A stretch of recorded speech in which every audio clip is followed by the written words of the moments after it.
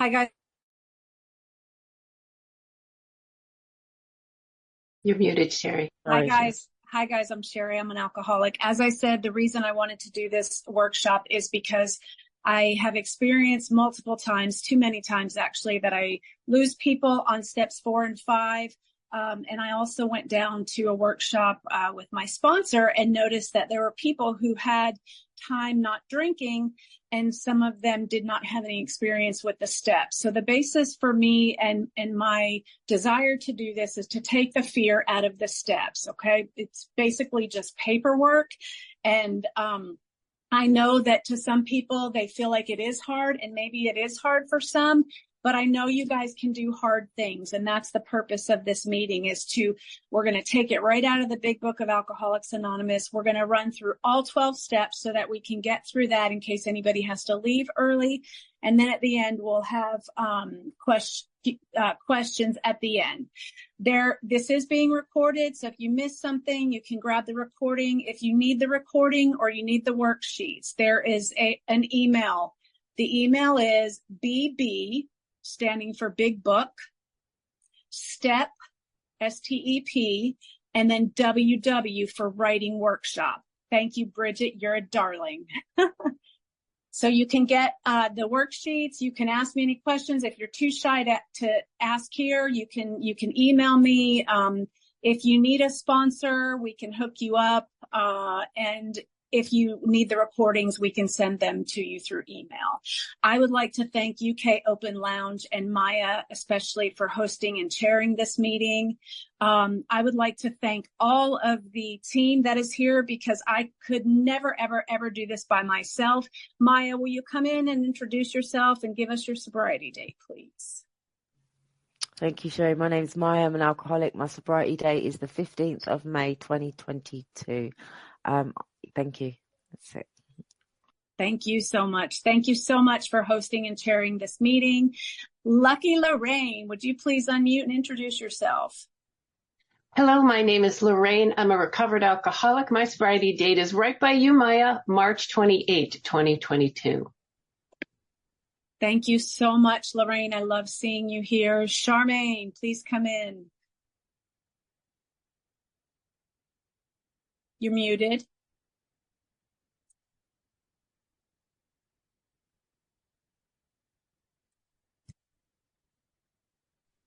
All right, here we go.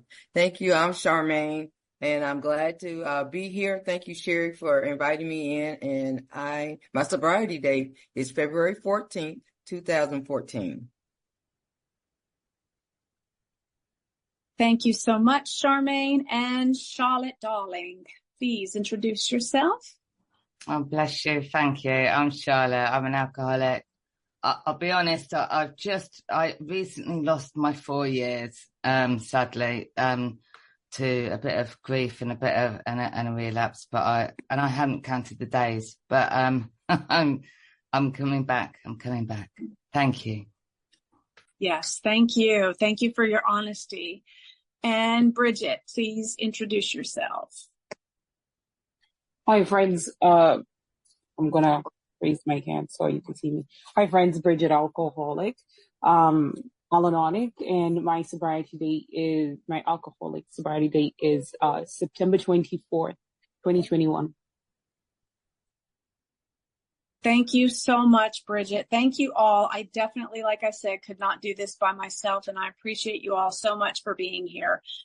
Bridget, I see your hand is raised on the other screen. Did you want to add something? No.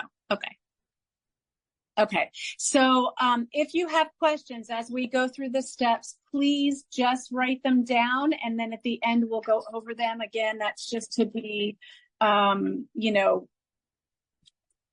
kind to the people who may need to leave early. And of course, we're going through all 12 steps. So, okay, we are going to start. Oh, no, excuse me. Charmaine has a beautiful poem that I found last night about fear, and she's going to read that. And then after that, Lorraine is going to read the step summary in the 12 steps and 12 traditions. If you have it, it starts on page 107. Thank you, ladies. I'm Charmaine, a recovered alcoholic. And I dropped the poem in the chat in case you want to read along with me. I put it there so that you can see it. There comes a day when you realize that the fear never really goes away, that if you really want something, you have to be willing to do it afraid.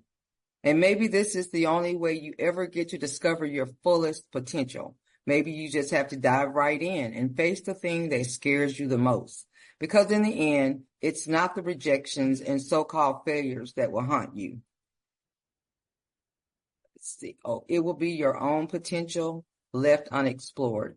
So maybe you don't need to wait until you overcome your fears to take the first step forward. I think that's the end of it. Okay.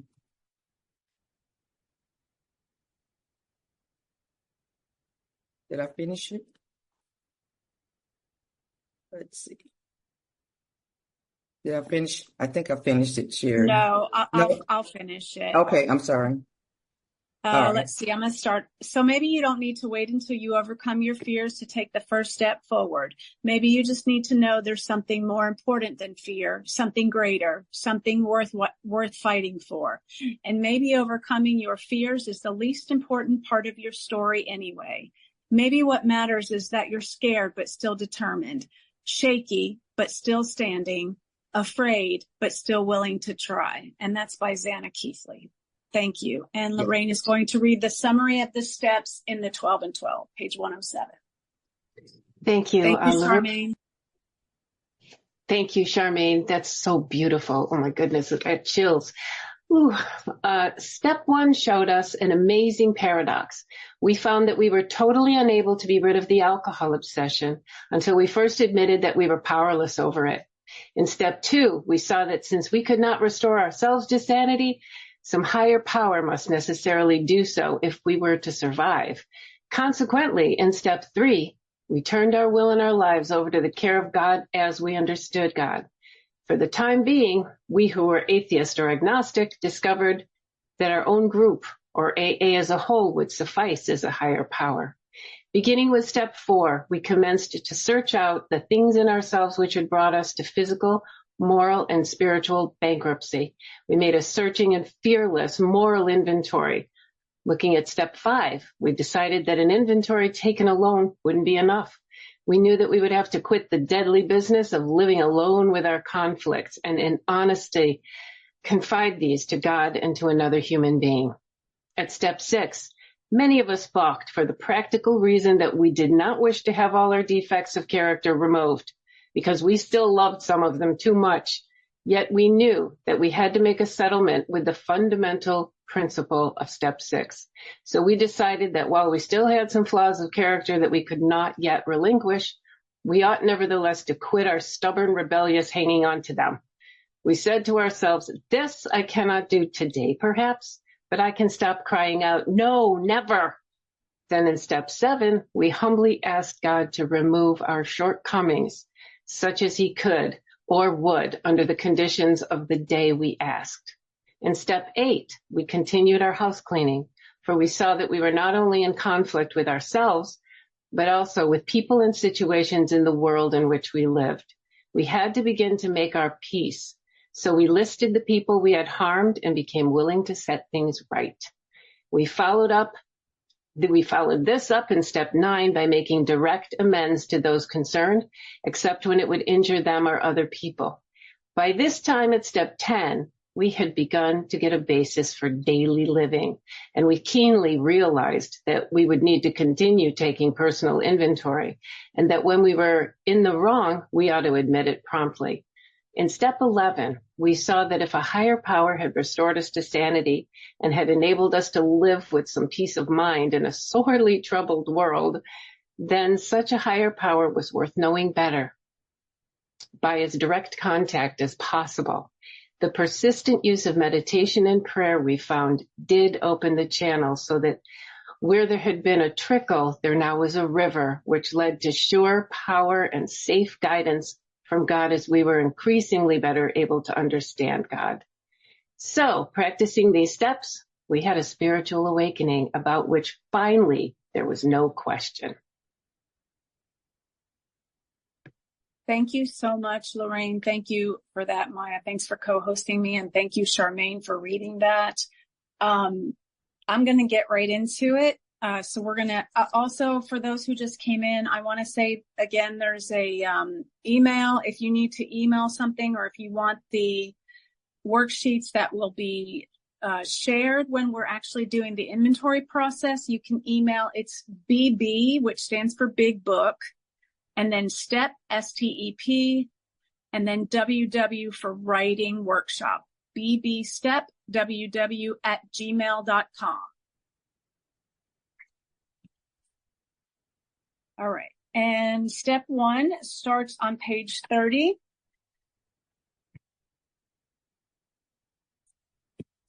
And again, if you have any questions, please write them down, and we will address them at the end of the meeting so that we can get through steps 1 through 12. And here we go. We're on the Big Book, page 30. And it's the second paragraph. We learned that we had to fully concede to our innermost self that we were alcoholics. This is the first step in recovery.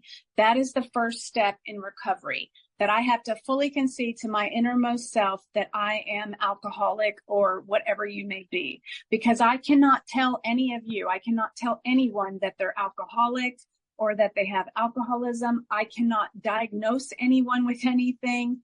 And, I just can't. It has to be conceding with your innermost self. And if you're not clear on that, please feel free to continue the steps. But that is something that's between you and your higher power. You know, today I'm sober 22 years. And today I don't have a drinking problem, but I do have a thinking problem. And that's where the mental obsession comes in for me with my thoughts. And, you know, that's also, so step 1, it says, we admitted we were powerless over alcohol. Okay, let's just stop there, because it's a 2-part. So admitting that I'm powerless over alcohol, but what if I haven't had a drink for 22 years? What am I powerless over now?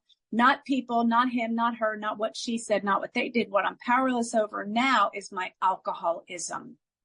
I admit I'm powerless over my alcoholism. And here, what happens for me, guys, is when I feel like I'm in control, I'm trying to inject power where there is no power. I don't have the power to stop what I do that I don't like, because I don't have the power. And, you know, the book talks about we have moral and philosophical convictions galore, but we could not live up to them.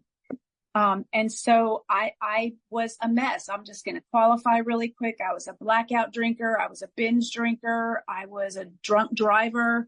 I was a puker. I wish there was a more ladylike way to say that, but there's just not. I was the girl, I lived in an apartment complex with a bunch of people. We all used to go out together. We would go out, and I would be the one talked about the next day, because I would be the one. It was a 20-minute drive to wherever we were, but I would make it so that it was a 2-hour drive, because they had to stop every couple minutes for me to vomit. So I'm not proud of that, but I also don't regret it. That 9th step says we do not regret the past, nor wish to shut the door on it, because I'm happy to share that with you guys. So nobody can tell you you're powerless over anything. That has to be, you know, between you and your higher power. And, I'll tell you one thing I'm not powerless over, and that's to make a phone call. If I'm in my obsessive thoughts, I have power to get off the couch and go to a meeting. Sometimes you don't even have to get off the couch, right? Look at all of us. We're on Zoom. You know, I can do that. I'm not powerless to call my sponsor. I'm not powerless to call one of my sobriety sisters. I'm not powerless to call God. You know, so my sponsor says powerless, but not helpless. And that's been a big lesson for me, because I'll tell you, I came here and I was a victim. He did this to me. She said that. And why did they do that? And all of that. So I came here and I was a victim. And so to realize that I'm powerless but not helpful is a very big thing for me. So that's what it says in the books. This is the first step in recovery. Now, for the writing part, this is a Sherriism. This is not in the book, but I do it, especially with newcomers. I draw a circle on a piece of paper, And then I fill in all the things, and not neat, I just messy write things inside that circle that I'm powerless over, and really that our lives have become unmanageable. And I'll tell you why I do this circle with all the things that I'm powerless over and that are unmanageable, because I say, this is my brain, and these are the things going on in my mind. And that is very, very unmanageable.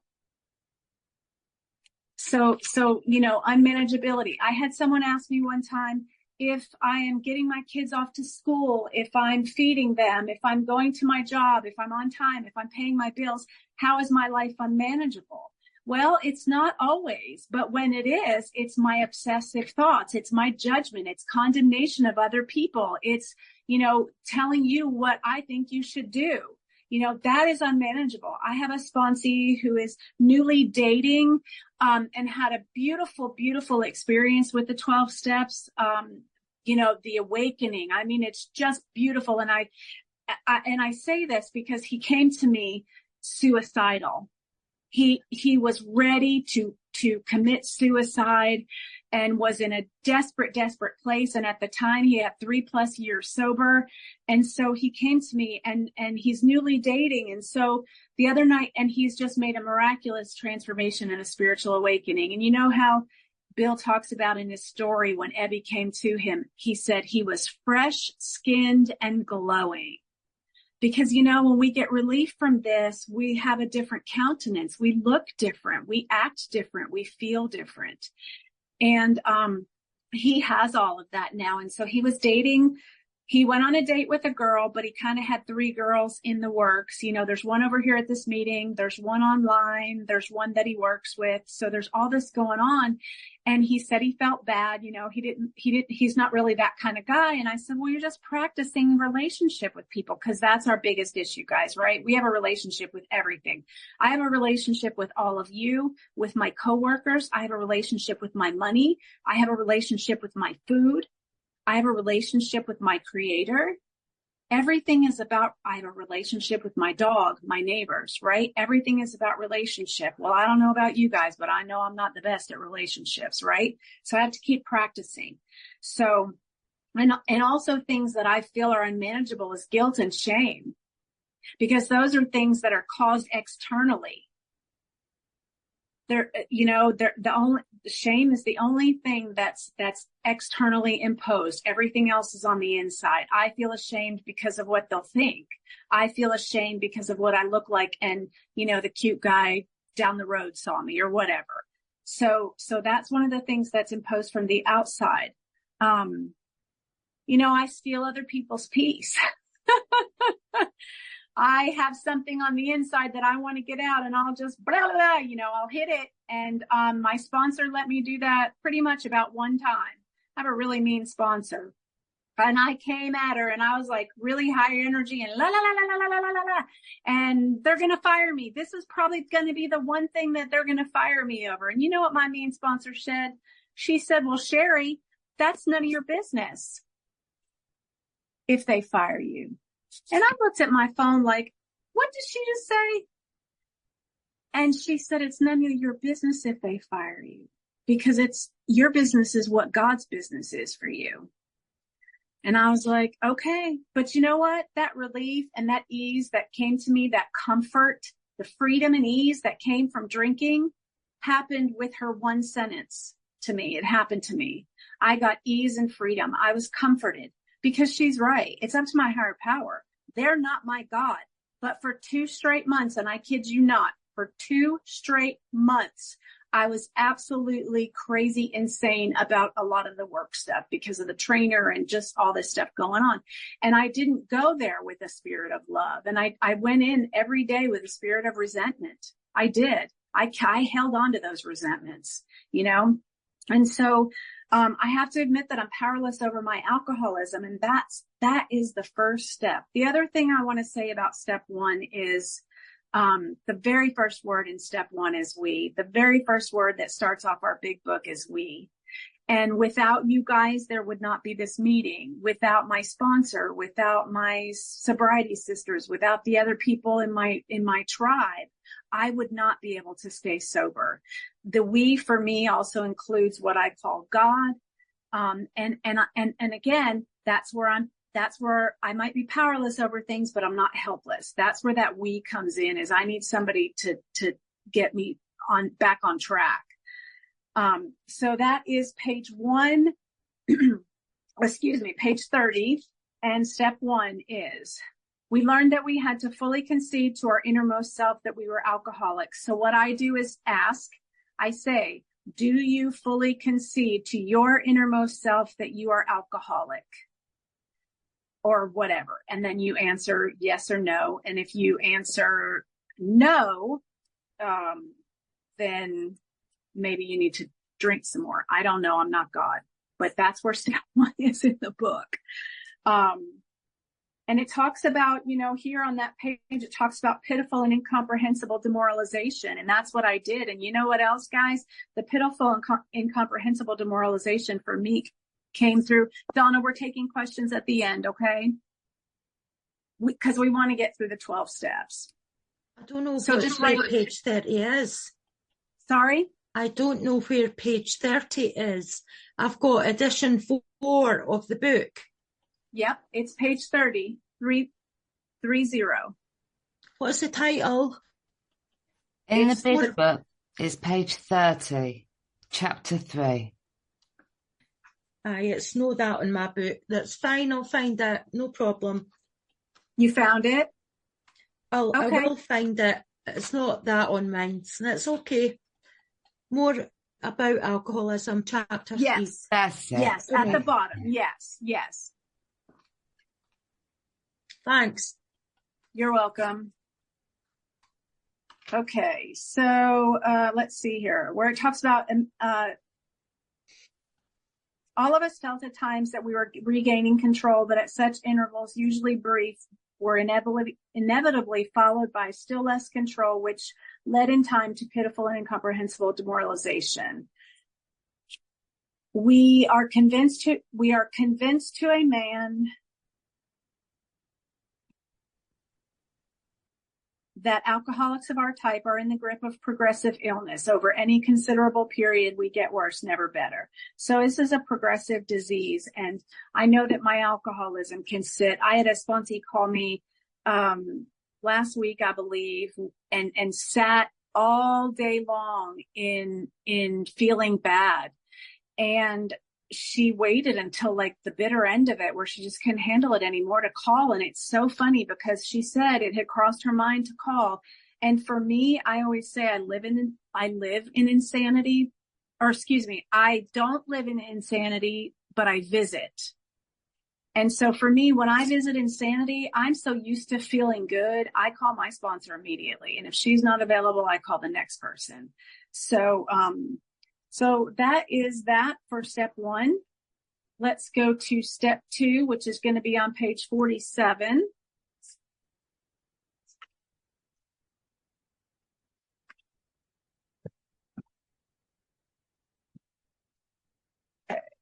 It's that second paragraph where it says, we needed to ask ourselves but one short question. Do I now believe, or am I even willing to believe, that there is a power greater than myself?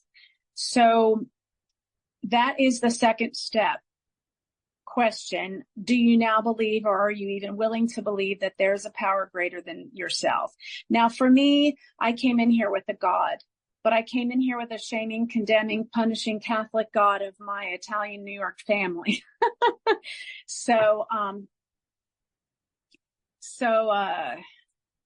Yeah. And I about 1 or 2 years sober, I don't remember exactly. I hung around you guys long enough to realize that my God was too small. And I got down on my knees one night and I fired the God of my understanding. And I just said, I'm so very sorry. You're not big enough for me. I need a bigger God. And then I prayed to like a universal God help me and to come into my life, because I just needed a bigger God. My God was too small. And when I came here, I said, oh, I don't need the first 3 steps. I believe in God. You know, the biggest thing I learned about step 2, guys, not what I call it. I don't think God cares about anything, but I have heard people say Gus, call their God Gus, Gus, great universal spirit.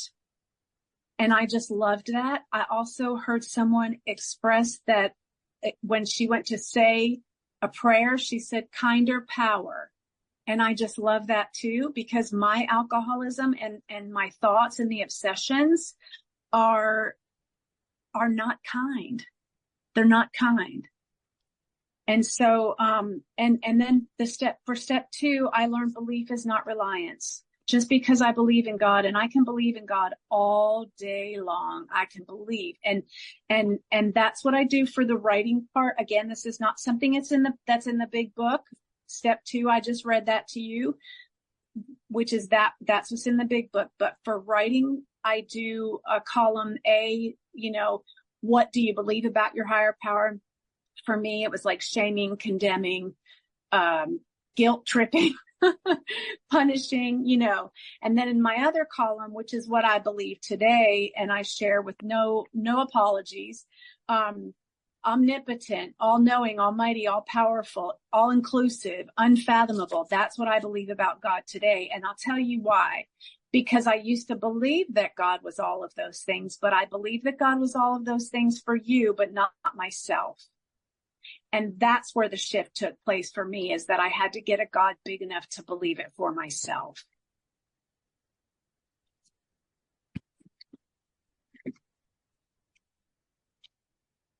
All right, guys. So let's go to the beautiful step 3, which is found on page 62 of the big book.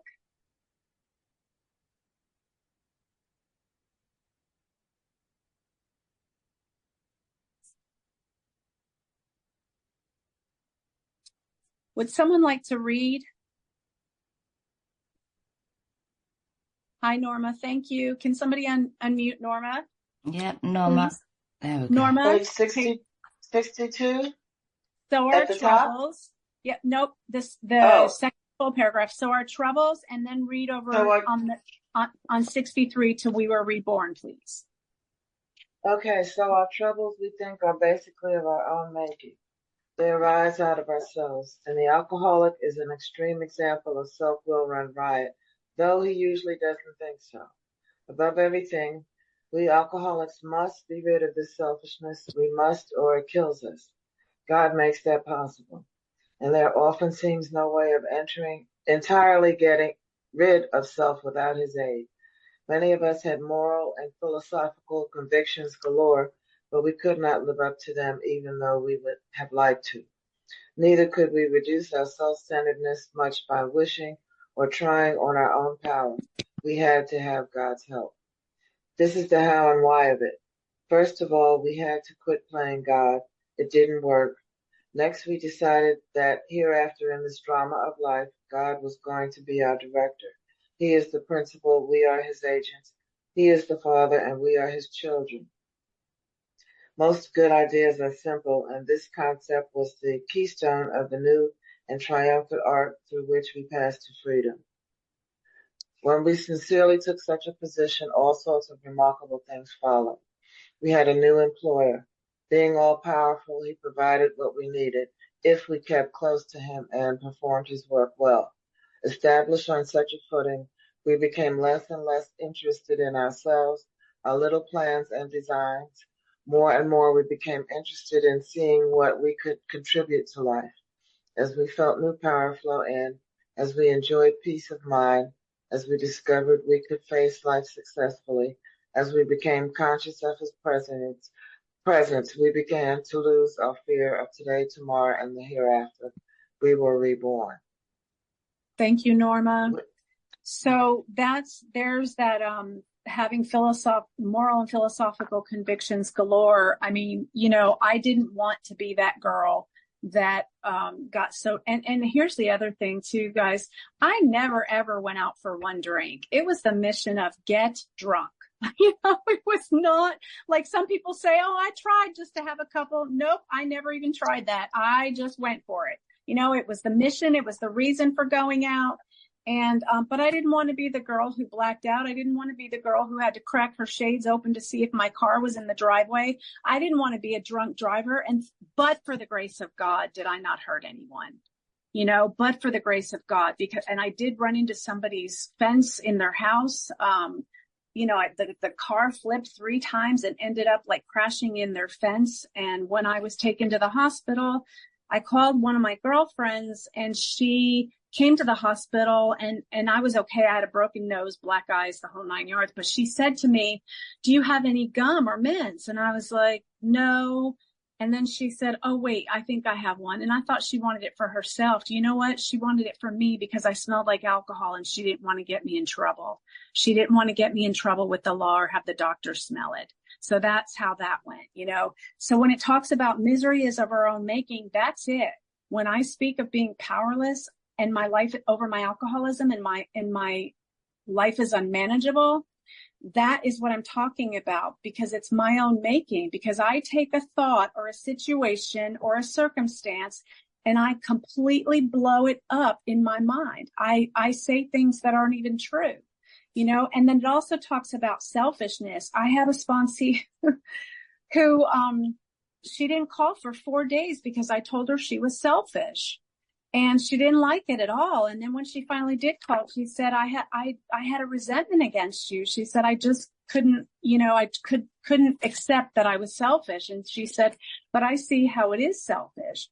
So that's the thing, and step 2 doesn't require us to believe in a God. Step 2 asks us to believe that you are not it.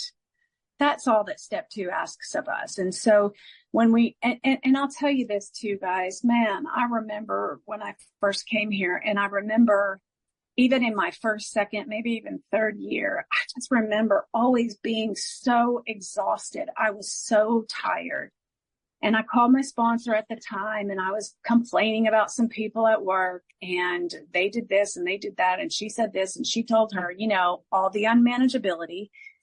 And I said, and I'm just so exhausted. And he said, well, no wonder you're exhausted. Self wears you out. So all those obsessive thoughts, all that selfishness, all that self-centeredness, all me thinking I can control them, all of, all the things that I thought, were them, it truly was me. It was me wearing myself out, not them. So the next part of step 3 is the third step prayer. I'm going to read it once, and then I will read it slower the second time to meditate it.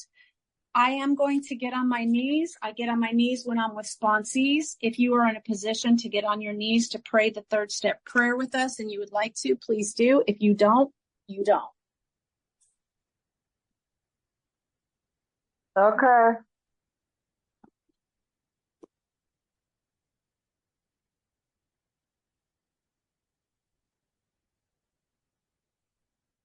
All right, guys, this is page 63, the third step prayer.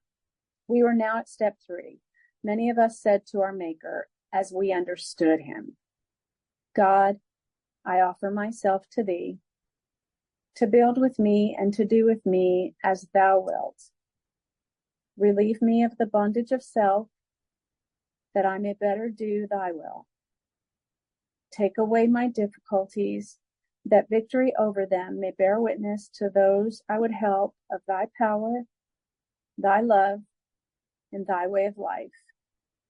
May I do thy will always. Again,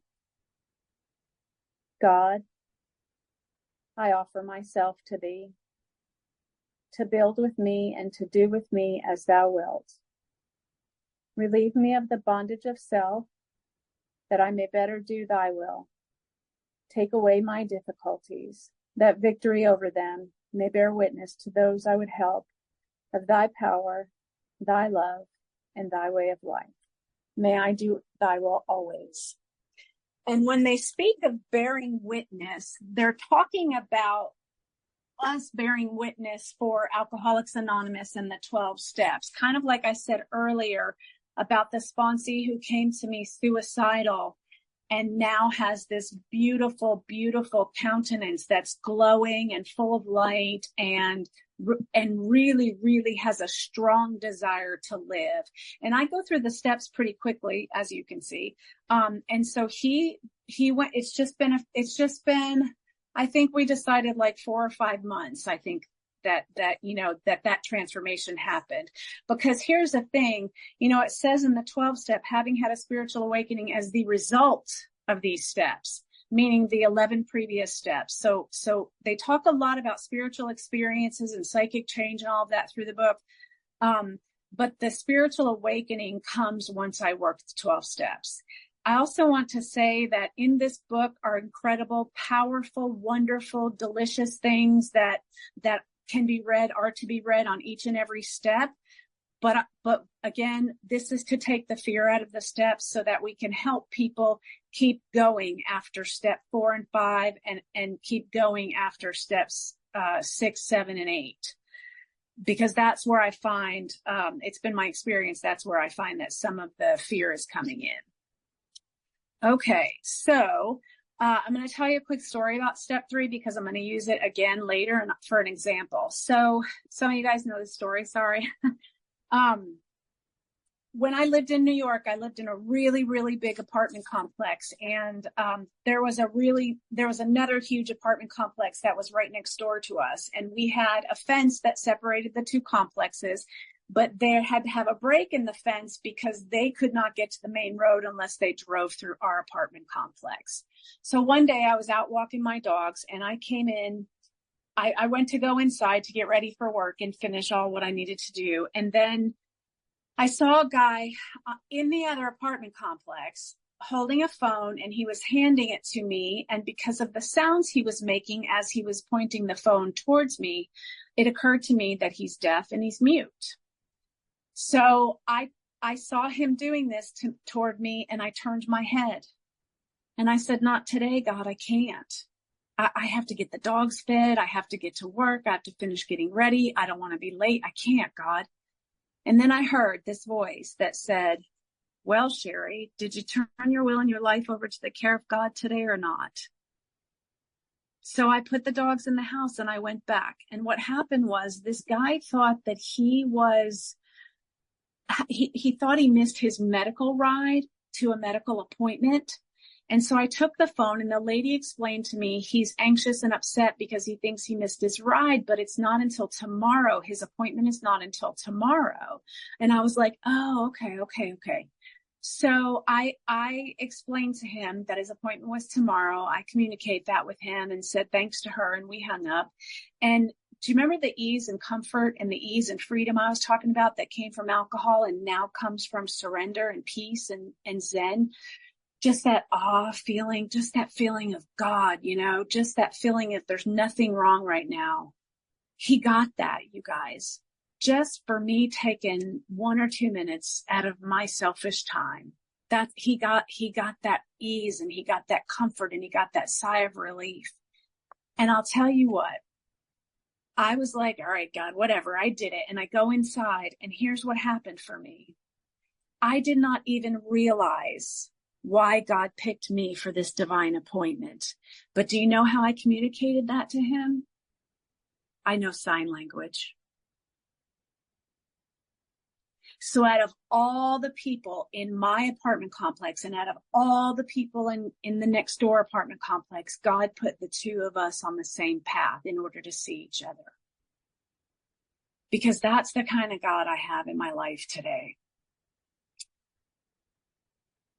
Okay, well, let's move on to step 4, guys. Here's where we get the meat and potatoes, all right? This actually is going to be fun. Oh, and again, just because it's a writing workshop, the things that I write or ask anybody to write in step 3 is what am I turning over to God? I do the steps at least annually myself personally. I just started them over again with my sponsor 2 weeks ago. And for the very first hour, I cried the whole time because I didn't realize how much unmanageability had been going on during the past year.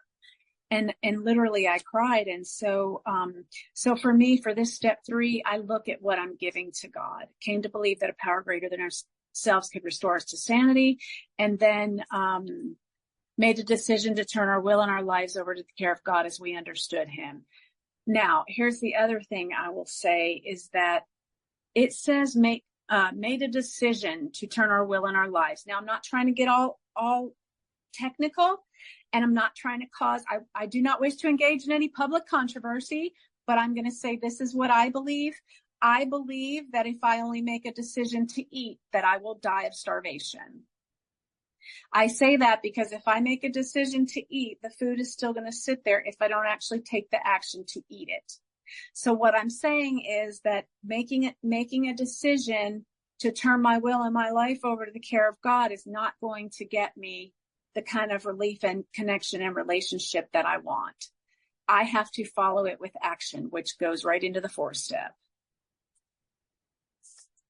So 4th step, page 60. Oh, so the writing, I write down what I'm going to turn over. I don't know if I said that or not. I write down what I need to turn over to God, because I need to look at that. I need to look at all the things that are just like with my sponsor. Honest to God, you guys, I had no idea that my life was that unmanageable, because, I'm talking and sharing and being on meetings and doing whatever and sponsoring. And I had no idea there was that much unmanageability through my past year. And that's why I do them annually. So the 4th step is making room for God. I use the analogy a lot about the 4th step with my pantry. I have to go in and clean out my pantry because some of the canned goods are expired. And did you guys ever put a bag of potatoes in your pantry and they just sit there and the potatoes start growing potatoes and then they're rotten and it's just like disgusting? So I had to get all of that. I have to get all of that out of there, and I have to clean up the rotten bag of potatoes, that the residue that it left, and I have to throw it all away, and I have to get fresh goods and fresh ingredients. So this is, to me, this is what the 4th step is. I will also say that, this I mentioned is where I tend to lose some of the people because they don't want to look at themselves. And maybe this is hard for you to look at yourself, but I know that you can do hard things. If I can do hard things, you can do hard things. And I had a sponsee call me. She's on step 9 and she was looking at, being a not so great mother. And she was having a really bad day. And she was looking at her amends and what she had to make amends for. And you know what? We're just looking at it. It doesn't mean we have to live in it. We're just looking at it. And that's one of the things about Alcoholics Anonymous that I just want to say. And I have no opinion on outside issues. For Alcoholics Anonymous, this is not therapy. This is paperwork right here. And then it opens us up to get rid of the bad bag of potatoes to make room for God. That's what we're doing. It's soul excavation. So, let's see here. So we're going to start, the paperwork on step 4. And, again, we're going to get through this is it. There's an inventory of resentments. There's an inventory of fear. There's an inventory of sex. We are going to do one each. So I want you to think about what you'll be doing for your resentment inventory, for your fear inventory, and for your sex inventory. And please, save any questions that you have until the end. And also I will ask that you do something a little lighter so that we don't get into deep discussion. But if you need someone to speak to at the end of the meeting because it's a deeper resentment or sex inventory or whatever, we're happy to help with that. We're happy to hook anybody up with sponsorship, or also you can email me at that bbstepww. Okay, guys, let's go to page 64. Who would like to read? Thank you, Vanessa. Hi. Can you unmute, or can someone unmute Vanessa? There we go. You can start at page 64 at therefore. And if you will stop at the next paragraph, common manifestations. Thank you, Sherri. Yes, I will. Thank you, everyone, for having this meeting. I'm Vanessa, I'm alcoholic, and therefore we started upon a personal inventory. This was step 4. A business which takes no regular inventory usually goes broke. Taking a commercial inventory is a fact-finding and fact-facing process. It is an effort to discover the truth about the stock in trade. One object is to disclose damaged or unsellable goods, to get rid of them promptly without regret. If the owner of the business is to be successful, he cannot fool himself about values. We did exactly the same thing with our lives. We took stock honestly. First, we searched out the flaws in our makeup which caused our failure. Being convinced that self, manifested in various ways, was what had defeated us, we considered its common manifestations. Thank you so much, Vanessa. We appreciate you being here and your participation. So, resentment is the number one offender. I'm continuing to read. It destroys more alcoholics than anything else. From it stem all forms of spiritual disease. For we have not only been mentally and physically ill, we have been spiritually sick. So 2 things that I want to point out here is it talks about the manifestations, the common manifestations, and that self is manifested in various ways. And then this talks about from it stem all forms of spiritual disease, not just one, the way that it manifests. For we have not only been mentally and physically ill, we have been spiritually sick. And then here's a promise. When the spiritual malady is overcome, we straighten out mentally and physically. And so what we're going to do now is we're going to start the 4th step, the very first column. So if you have your notebooks, turn them horizontally. And you're gonna draw 4 lines, which will make 5 columns. And I know I'm sure there's some of you who thinks there's 4 columns, and you're sort of correct. So there's just, something additional in there, and that I write it in here so we don't forget. Charmaine, if you could go ahead and just share the screen quickly. Okay. So that's basically what you're going to do. And then I'll tell you the top of it. And if you could close that, Charmaine, please. Thank you. Okay. So your first column is going to, the first column is going to be for who? So this is how it is in the big book. When there is a direction in the big book, we stop and we take the direction, just like we did with the 4th step, just like in the 3rd step. Just like in the 1st step, we had to answer our questions and admit whether we were powerless or not. Just like in the 2nd step, we had to admit whether we believed in power greater than ourselves or not. And the 3rd step, we took the 3rd step prayer. So this is the part where it's going to give us directions, and we are going to stop when it gives us the direction. So in dealing with resentments, we set them on paper. Direction. We're going to set them on paper. We listed people, institutions, or principles with whom we were angry. So this is going to be Robert, the government, and healthcare, or whatever you think you have a resentment toward.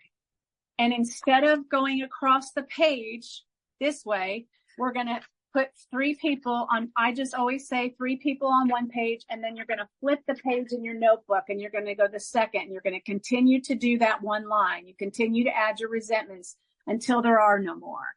Now, I think it's important to say, if it comes to you, it doesn't matter if you've inventoried it 6 times. If it still comes up for you, write it down. And I know that God will reveal to us what we need to work out. So that's the first column, is we're going to write people, institutions, or principles with whom we were angry.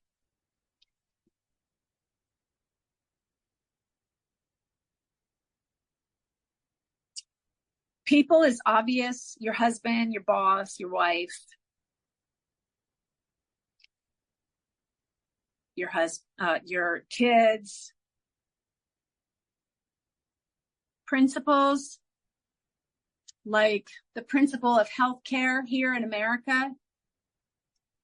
Short story is some people get free health insurance and some people don't. You know, that's a principle. The principle is like we should all get the same thing, kind of, in my opinion. And I don't have a resentment about that. I'm just reporting, trying to show the different examples. Institutions, hospital. You know, if you were in a hospital and you're mad at the institution of the hospital, not one particular person or the government, you know. So that is people, institutions. So your first column is going to be whose. Okay.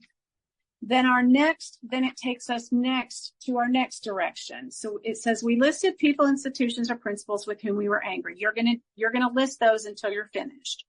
On another day, we're only doing one, sorry.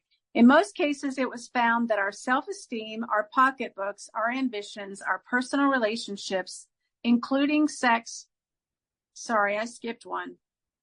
Disregard that. The next direction says we asked ourselves why we were angry. I'm so sorry, guys. So column 2 is going to be, you know, when I start any kind of meeting or workshop, I always just, I don't really try to be prepared. I just say, God, empty me of me and fill me with thee. So that mistake was on God. Just kidding. Okay. So 2 is going to be why. You know, why am I mad at the guy across the street? Well, because my dog likes to play with his dog, but he invited another dog to the dog park or something like that. You know what I mean? So we just put why we are angry. Why am I angry at the healthcare? Because if I need to have a surgery, you know, I have to pay thousands of dollars out of pocket, whereas the people who are getting free healthcare don't have to pay $1, you know? So that's why I'm angry about that, which again, reporting, not resenting. All right. So now our third column says, on bottom of page 64, in most cases it was found that our self-esteem, our pocketbooks, our ambitions, our personal relationships, including sex, were hurt or threatened. So we were sore, we were burned up. So here's the directions. On our grudge list, which is this, our resentment inventory, we set opposite each name our injuries. So this is column 3. Now, it gives us 6 examples. Okay, so the 5 examples are listed on page 65. And if you have the book, I would ask you just to write pocketbook beside those 5 things. On our grudge list, we set opposite each name our injuries. So does the guy across the street, when he takes his dog out with another dog, does it affect my self-esteem? Yes, because I don't want to act like a jerk. And if you want self-esteem, which I now call God esteem, you have to do esteemable things. And me popping off on some guy because he, you know, shared his dog with another neighbor, it's so silly. I know. And reporting, not presenting.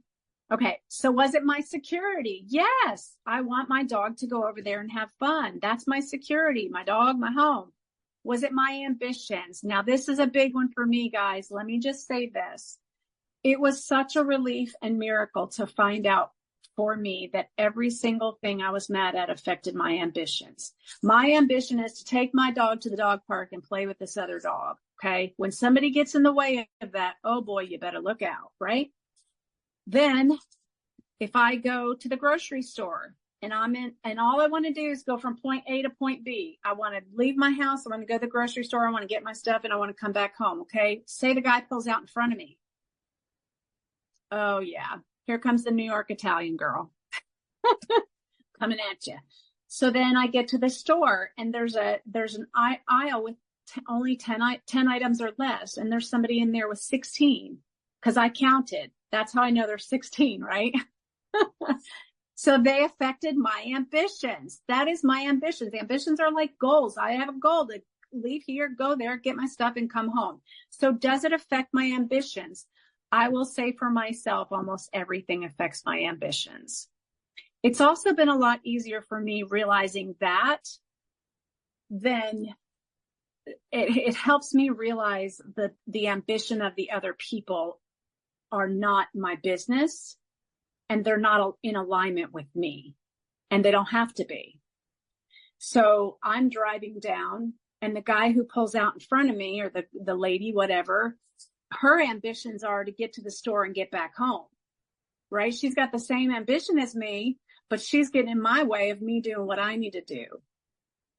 So it helps me with grace. I mean, I want the same thing she wants. Or like my sponsor says, you know, you have to kind of think about traffic, like maybe somebody's grandmother is in the hospital, or maybe their child is in the hospital, or maybe they need to go pick up a prescription because they're out and they're having symptoms, or maybe they went to the pharmacy yesterday and it was closed. You know, those kind of things. If it were your mother, your brother, your sister, your child, your spouse, you know. And so I'm a little slower in traffic now, you know. One of the things that I started praying very early on was, God, please soften me. Because I came to you guys with a really, really hard heart. And I had a lot of walls built around me to protect me from you ever getting in so I didn't get hurt. You know, I just pray that. I still pray it, guys. God, please soften me, because I can get right back up there from 0 to crazy in less than 1 second. Okay. So moving on. Was it, my personal relationships? Yes, I have a relationship with the guy, and my dog has a relationship with his dog. Now I also have a relationship with his dog too. His dog loves me more than him. So yes, it affects my personal relationships. And then it asks, does it affect my sex relations? This one, sex relations is something like, I had a sponsee who worked with somebody that he used to date, and then, they work in like the same place.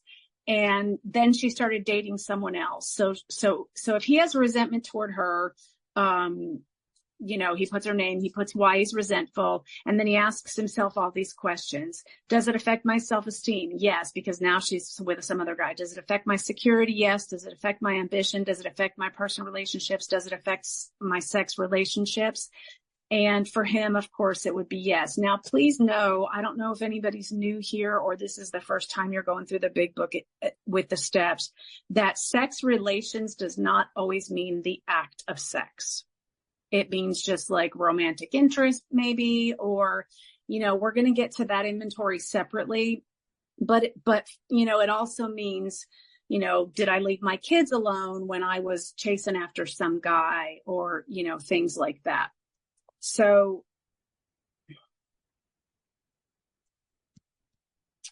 okay. Okay. And then the last thing is, and that's why I put it on page 65, so that they're there all together. When you're going through your third column, you're asking yourself, was it my self-esteem? Was it my security? Was it my ambitions? Was it my personal relationships? Was it my sex relationships? And then there's pocketbook. So in other words, did any of that mess with my money? You know, any of your examples, did it mess with my money? That's my pocketbook, is the money part. Okay, so we were usually as definite as this example. So obviously the 3 columns are there, and that's the 3 columns that we just went through. So it says, we went back through our lives. Nothing counted but thoroughness and honesty. When we were finished, we considered it carefully. The first thing apparent was that this world and its people were often quite wrong. To conclude that others were wrong were as far as most of us ever got. The usual outcome was that people continued to wrong us, and we stayed sore. Sometimes it was remorse, and then we were sore at ourselves. But the more we fought and tried to have our own way, the worse matters got. As in war, the victor only seemed to win. I feel lucky to say that there's a guy named Scott L. here from Nashville. And I have said my whole sobriety that I feel like I was raised by him. He shared on a meeting a couple weeks ago, and I had never heard this before. And I'm referring to where it's talking about fighting. We tried to fight and have our own way. That's the selfishness. And he said he doesn't surrender anymore because he's not fighting anymore. He says he volunteers. He offers himself. He volunteers himself. But if you're still in the surrender place because you're fighting, if you're like me, I mean, sometimes I do still fight, dukes are up. Surrender, I think I often forget that surrender is an action and waiting is an action. When I need to make a decision about something, sometimes I need to make no decision, or no decision is a decision, and that is an action. I have to be, I'll go back to the sponsee on the dating, this girl over here, there, and everywhere. So one of the girls said to him, "It was great to meet you. When can we see each other again?" And he's not interested in seeing her again. And guys, this was like such a cool and grown up thing. We stopped, we paused. I said, "Let's practice the pause." So we paused and I said, "Let's practice praying." And so we prayed, because we want to be kind. We want to be tactful, and we also Googled and like, what's a kind way to say no to a second date and things like that. And he came up with something really beautiful, and it was just a couple of lines. And the girl, and we asked that God bless her in her receipt of this message. He's in his 20s, so, they do stuff by text. He wrote her this beautiful message to decline the second date. And she wrote back, she said, "I understand. I wish you all the best." Isn't that beautiful?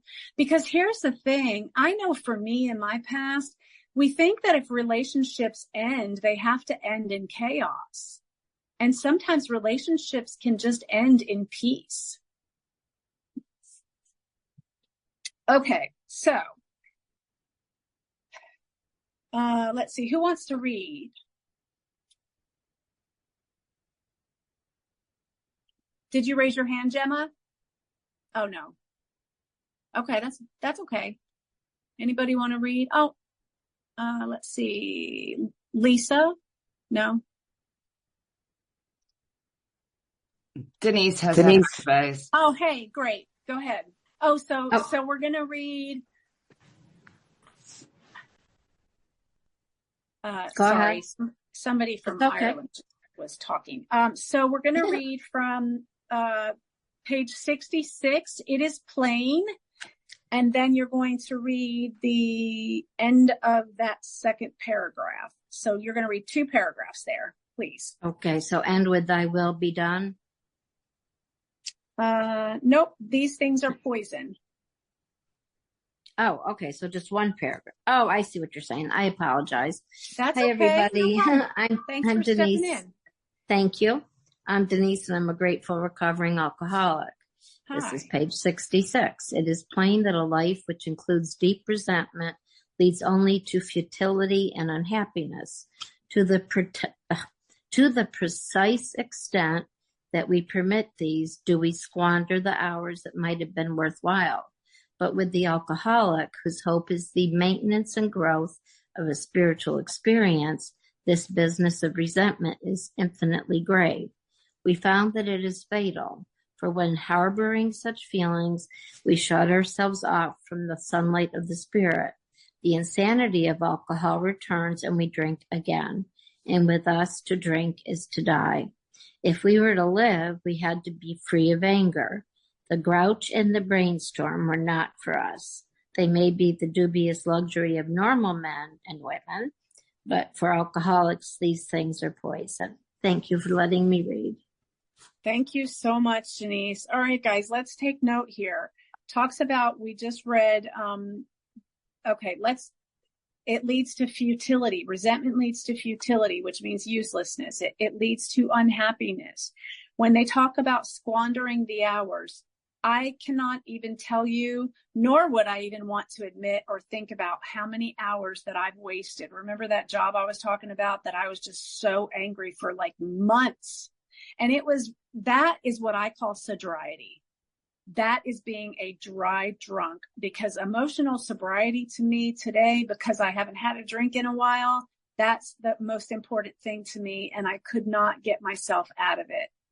I was completely powerless over my alcoholism. And finally, I had the right people to help me. Actually, it ended up, what happened was I went to a traditions and relationships workshop that my sponsor does.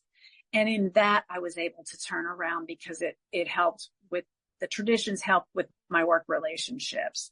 And finally, I got that emotional stability back. And, for me, guys, emotional stability is dependence on God. Because if I'm in self-will run riot, I am not going to be emotionally stable. So all of these things, it causes futility. It causes unhappiness. We waste hours that might have been worthwhile in our obsession, no matter what it is. But with the alcoholic whose hope is the maintenance and growth of a spiritual experience, this business of resentment is infinitely grave, as in to the grave. We found that it is fatal. We shut ourselves off from the sunlight of the spirit. And remember when I said this process is to make room for God. And that's what we do. When I have fear and shame and guilt and selfishness and self-seeking and self-centeredness and all those things, when I have all of those things, I am not filled with the sunlight of the spirit. And that's the goal. That's the emotional sobriety, is to run off the sunlight of the spirit. The insanity of alcohol returns and we drink again. And with us, to drink is a die. There's another death threat. If we were to live, we had to be free of anger. And then it talks about at the end of that paragraph, but for alcoholics, these things are poison. Okay. Resentments are not for us. We do not like it when we hate deeply. All right. So now we're going back to our list. It says we turn back to the list, for it held the key to the future. We were prepared to look at it from an entirely different angle. We began to see that the world and its people really dominated us. And that, guys, that's that unmanageability part, starting the new job. Are they going to like me? Am I going to fit in? Am I going to like it? All those insecure things that, come up and that are perfectly normal, but it takes my mind. It takes my emotional sobriety. So we look back at the list and we look at it from a different angle. We look to see that it dominated us in that state, wrongdoing of others, fancied or real. And I'm so happy that they put fancied, because I make most of the stuff up. Most of this stuff is not even real. I make it up in my mind, and that's why I use the we program so hard. So the wrongdoing of others, fancied or real, had power to actually kill. How could we escape? I had a sponsee going to, and I have permission to share all these stories. I had a sponsee going on a business trip, and she had just started the job, and they wanted her to go out to the corporation. She was working remote, but they wanted her to go out and meet everybody and have dinners and all these things. And she had some fear come up. She's like, I'm going to be spending time with these people, I'll have to get my own transportation to like the main corporate, to the main corporate building, maybe to go get something to eat or whatever. And I said, well, it sounds like they're picking you up for like meals and, to go to the corporate office. And she said, well, yeah, but I was like, well, yeah, but nothing. You just made that up. You don't need transportation. You have transportation. You're borrowing fear from something that isn't even there. So I think that it's important. Dishonesty, guys, when it talks about honesty, open-mindedness, and willingness, that spells out how, H-O-W. Anytime that I have a question into my head, like, how do I let go? How do I let go? I let go by being honest, open-minded, and willing. How do I, get through this day when I'm going to be on the phone? I do it by being honest, open-minded, and willing. It's just, it talks about it being simple, but not easy. Okay. And then it says it had the power to actually kill. There's like another death reference, right? Okay. How could we escape? We saw that these resentments must be mastered, but how? H-O-W, honesty, open-mindedness, and willingness. We could not wish them away any more than alcohol. This was our course. Okay. So just to let you know, what I'm about to read is going to be a very small column right here. After the third column, you're going to do just a small column. And in that small column, you could write the whole thing out, or you could just write down page 66 bottom. because that's what we're going to read, because this is the part that we do next in the inventory. I think this is the part that people miss. Not all people, some people. Okay, so how are we going to do this? This was our course. We realized that the people who wronged us were perhaps spiritually sick. Though we did not like their symptoms and the way these disturbed us, they, like ourselves, were sick too. We asked God to help us show them the same tolerance, pity, and patience that we would cheerfully grant a sick friend. When a person offended, we said to ourselves, this is a sick man. How can I be helpful to him? God save me from being angry. Thy will be done. We avoid retaliation or argument. We wouldn't treat sick people that way. If we do, we destroy our chance of being helpful. We cannot be helpful to all people, but at least God will show us how to take a kindly and tolerant view of each and every one. So guys, there's some prayers in there. So whoever and whatever that you resent, this is the next action that we take. I will tell you, I usually have sponsees do it for 2 days at least, because these are important. This is turning the corner from being really upset and angry about somebody. I'll tell you this. If it isn't one thing, it's my mother. Some of you guys might relate to that. So my mother and I were a lot head to head, and we just couldn't get along. And the truth is I didn't really like her. So one day I got on my knees and I fired her. I said, I just can't. I can't take the expectations I have in her to be a mother, to love, comfort, understand, adore me, support me, love me the way I thought I should be loved. I just couldn't live like that anymore because I couldn't get along with her. And so I got on my knees one night and I fired her. I didn't tell her any of this, of course, because she has no idea. But I said, God, please let me see Judy through your eyes. When she became Judy, she became just a person. She became just a person, and I was able to see her as a sick newcomer. And if a newcomer in that room with me, whether on Zoom or in person, if there was a newcomer who shared the sad things that she shared, I would go over to hug, comfort, and understand them. And so I had to turn her around to just be a person.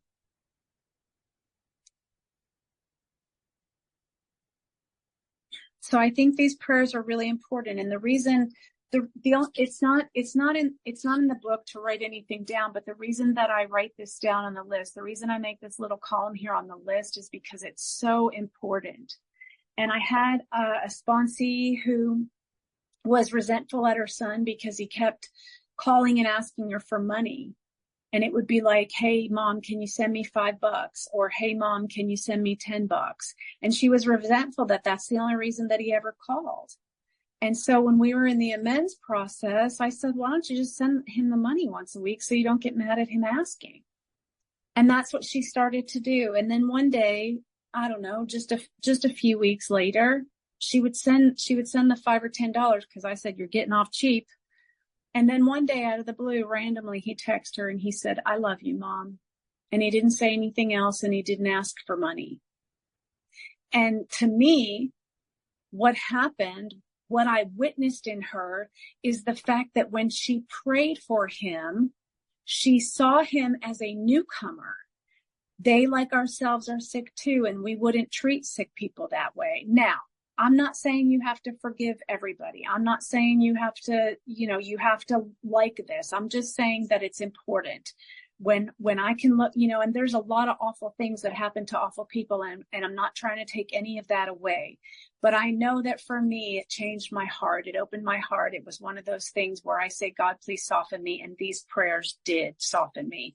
So if I'm sponsoring somebody, it's a minimum of 2 days that they take these and pray and meditate on the prayers for their people. And if it's a new person, it's probably a week. Because, we have a more forgiving spirit if we've been around for a little longer, Okay. So now we are at the last column, technically the fourth column. If you just added the prayers as a reminder, then it's technically the fifth column. So here it says, referring to our list again, putting out of our minds the wrongs others had done, we resolutely looked for our own mistakes. Where had we been selfish, dishonest, self-seeking, and frightened? Though a situation had not been entirely our fault, we tried to disregard the other person involved entirely. Where were we to blame? The inventory was ours, not the other man's. When we saw our faults, we listed them. We placed them before us in black and white. We admitted our wrongs honestly and were willing to set these matters straight. So what it's asking us to do is to list our faults. It also refers to it as our own mistakes. It also refers to it as disregarding the other person entirely. The reason I repeat and say these things is because I know you guys have often heard that it has been said, my part, that that column 4 is my part. And I know, again, I have no desire to engage in public controversy, but for me, if I say my part and you come get a part of my sandwich, that means I still have most of my sandwich, left. But you still have a part, no matter how big or small, you have a part. So our choices here, so it says, looked for our own mistakes. So in the 4th column, it can say our own mistakes. And, so what we're asking at this time is, where had I been selfish, dishonest, self-seeking, or afraid? Now, there are other forms, there are other character defects, but I only go through the book. Selfish, what they offer here, selfish, dishonest, self-seeking, and afraid. The reason I do that is because I think that the 5th step is for you and your sponsor to complete your 4th step. But self manifests in various ways. If I put down all the ways that self manifest, I will stay drunk. I mean, it's too long of a list. You know what I'm saying? And I also think that, that I think it's beautiful that it's only 4 choices, because, man, in this process, we can really beat ourselves up, and that kind of defeats the purpose of what we're trying to do. We're trying to take out the bad sack of potatoes. We're not trying to keep them on the inside. So when you look at, the guy in the dog park, whatever, all of that, was I selfish? Yes. I want what I want when I want it, the end. And you have to abide by it. Was I dishonest? Yes. Isn't it dishonest for me to think that my dog is the only dog his dog can play with? That is such a lie, but yet I convince myself, right? That's the thing with dishonesty, is I convince myself that I am right. And I'm not. Self-seeking for me, the difference between selfish and self-seeking, when I think of self-seeking, it's I'm seeking attention. So like in this case, I would be self-seeking. Yes, because it's about me. You got to play with my dog only. You got to come out and go to the dog park when I want you to. You have to not invite any other dogs to the dog park. I'm seeking all the attention for myself and my dog, but he doesn't know that. He doesn't have any defects of character. And fear is always on my list. If there was one thing that I could say, if anybody's going through anything and you don't have a phone to pick up or somebody to call, what I would recommend is you ask yourself, what am I afraid of in this moment? What am I afraid of? So fear is always, fear that I'm, and in this silly little example, fear that I'm being left out, fear that he picked them over us. I'm afraid that now he's going to start playing with that dog and not, call us anymore, and, all those silly things. So a lot of it is fear. But it's also selfish, dishonest, self-seeking, and afraid. Because remember, over on page 66, it talked about the things that were fancied, made up, or real. So we're over here making things up, which is the dishonesty. Like the sponsee saying, oh, I'll need to get rides. No, you won't. That's just a flat out lie. Why are you lying to yourself? I had another sponsee who was having an affair, and she's like, he's such a good person and everyone loves him and he's so respected and he's wonderful. And I said, no, he's not. He's a liar, leaver, and a cheater. Stop lying to yourself. You know what I mean? Like, this is what we do to ourselves, though. I love you, Bridget. This is what we do to ourselves, that we lie to ourselves, you know? So, anyway, I love this stuff, guys, because I see things that I didn't see unless I sat down with you, or, I sat down with my sponsor and you sit down with your sponsors. I don't see these things. And for me, I believe you can't change what you don't acknowledge. So it was really good. And it's very funny too about the dishonesty thing. I have a friend, and mind you, this was like 2 years ago, invited me to a meeting. They called it the Liars Table, because they met at our local clubhouse, and it was a big table, big round table that everybody sat at. And they called it the Liars Table. And I told him, I'm not coming because I'm not a liar anymore. So I'm not coming. I don't want to sit at that table. I'm not going to speak that over my life and myself, because I don't lie anymore. So I don't know, maybe a month after that, I'm in there and I'm like just getting ready for work or whatever. And I happened to notice a bruise on my leg. And I mean, this thing was huge. And I mean, huge. It was as big as my head. It was as wide as my head, this bruise on my leg. And I looked at it and I went, that hurts so bad. Okay. I didn't even know it was there. I did not even know it was there. I just happened to catch it out of the corner of my eye, and I looked straight at it. And because it was a big, gigantic bruise, I just made it up that I just made it up that it hurt, and it didn't hurt. And that's what I do with life. And that's what I do with people, is I make it up. I make up that you hurt me. I make up that you left me out. I make up that you're talking about me. I make all those things up, which is why my sponsor says, it's none of your business more often than not. Pretty much that's her answer for everything. Told you she was mean, It's pretty much all she says about anything, because I make stuff up, All right. Hi, John. Let's see. All right, guys. So a lot of it is fear. I said that. So let's go into the fear inventory. Who would like to read? Whoever, pop in. I think you guys can unmute yourself. Yeah. Norma would like to read. Okay. Page 67, Norma. Last paragraph. Okay. Notice that the word fear. Notice that the word fear is bracketed alongside the difficulties with Mr. Brown, Mrs. Jones, the employer, and the wife.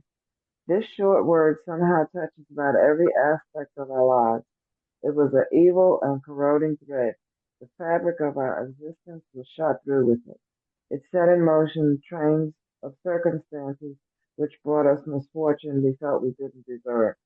But did we not ourselves set the ball rolling? Sometimes we think fear ought to be classed with stealing. It seems to cause more trouble. We reviewed our fears thoroughly. We put them on paper, even though we had no resentment in connection with them. Okay, you can stop there. You can stop. Oh, I thought I was muted. You can stop there.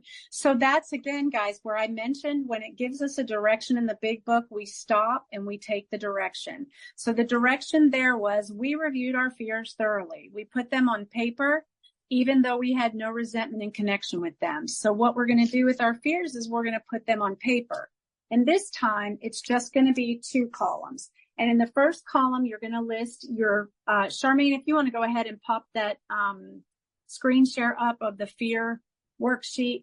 So basically in your first column, you're going to write down your fears, which are, I'm afraid of spiders and bugs and being attacked by another dog. And you just write down whatever you want, and don't write paragraphs or sentences. You just write spiders, somebody at work, or somebody in your household who's aggressive, or, I've been in that situation where I've lived somewhere and it was like walking on eggshells, because you just never knew, when something was going to happen. So, fear of that person, or fear you're going to be alone, or fear of abandonment, or fear of all of those things.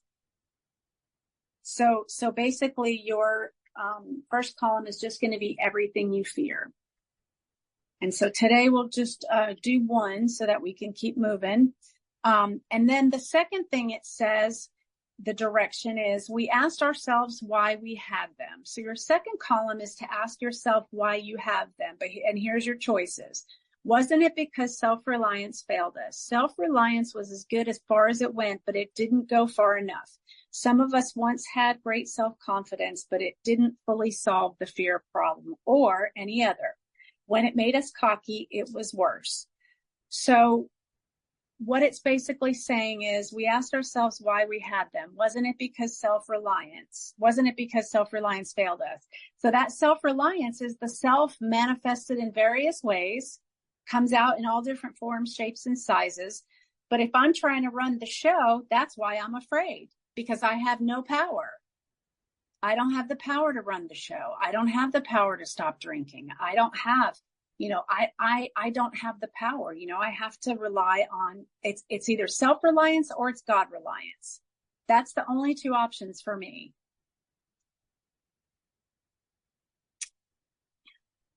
So what I have people do on the second column is either put the two choices, self-reliance or not trusting God, which I abbreviate to NTG. And I'll tell you the difference. If I am in the midst of it and I'm trying to control a person, place, or thing, or the way, the reason I was so angry in that first couple of months of the new job was because they weren't training me right. Because I thought I knew how they should be training me. And it was moving very fast and there was a lot to learn, and I thought that I should be the trainer and not them. So I'm trying to get all of myself in there. And of course, my sponsor's like, Sherri, none of your business. They have ran for many years without your help. You know how that goes, guys. And then the reason I put not trusting God is because sometimes I'm not in it. Sometimes I'm not trying to control things, but I'm afraid. And that's me not trusting God. I can't think of an example off the top of my head right now. Like, how about this? The weather. Well, I'm not going to try to control the weather. Okay. How about it? We just had hurricane, or what do we get here? Tornadoes. We just had tornado warnings, whatever they are. Okay. So I can't control the weather. So I don't even try, but I start to worry about, the apartment and where I am and the dog and what are we going to do and all those things. And so that's not trusting God,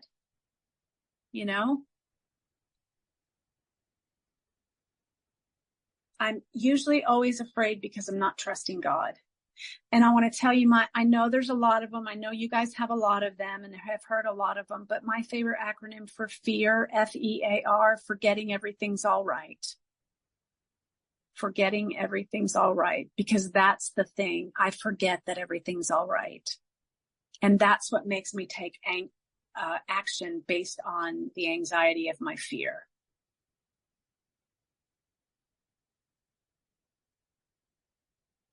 So first column is what I'm afraid of. Second column is why I'm afraid. I'm either relying on myself or I'm not trusting God. And then we go page 68. Who would like to read?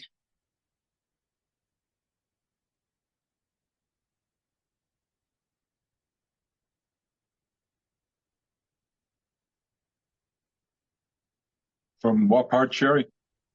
Page 68, where it starts, perhaps there is a better way, and end at once we commence to outgrow fear. Please and thank you, John. Hi. Hi. Perhaps there is a better way. We think so, but we are now on a different basis.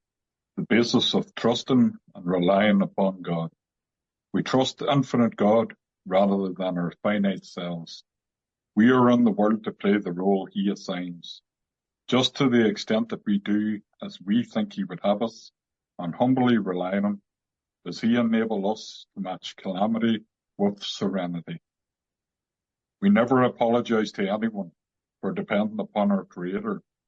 We can laugh at those who think spirituality the way of weakness. Paradoxically, it is the way of strength. The verdict of the ages is that faith means courage. All men of faith have courage. They trust their God. We never apologize for God.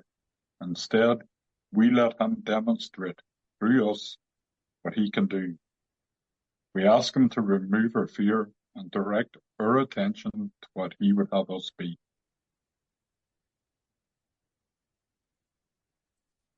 that okay?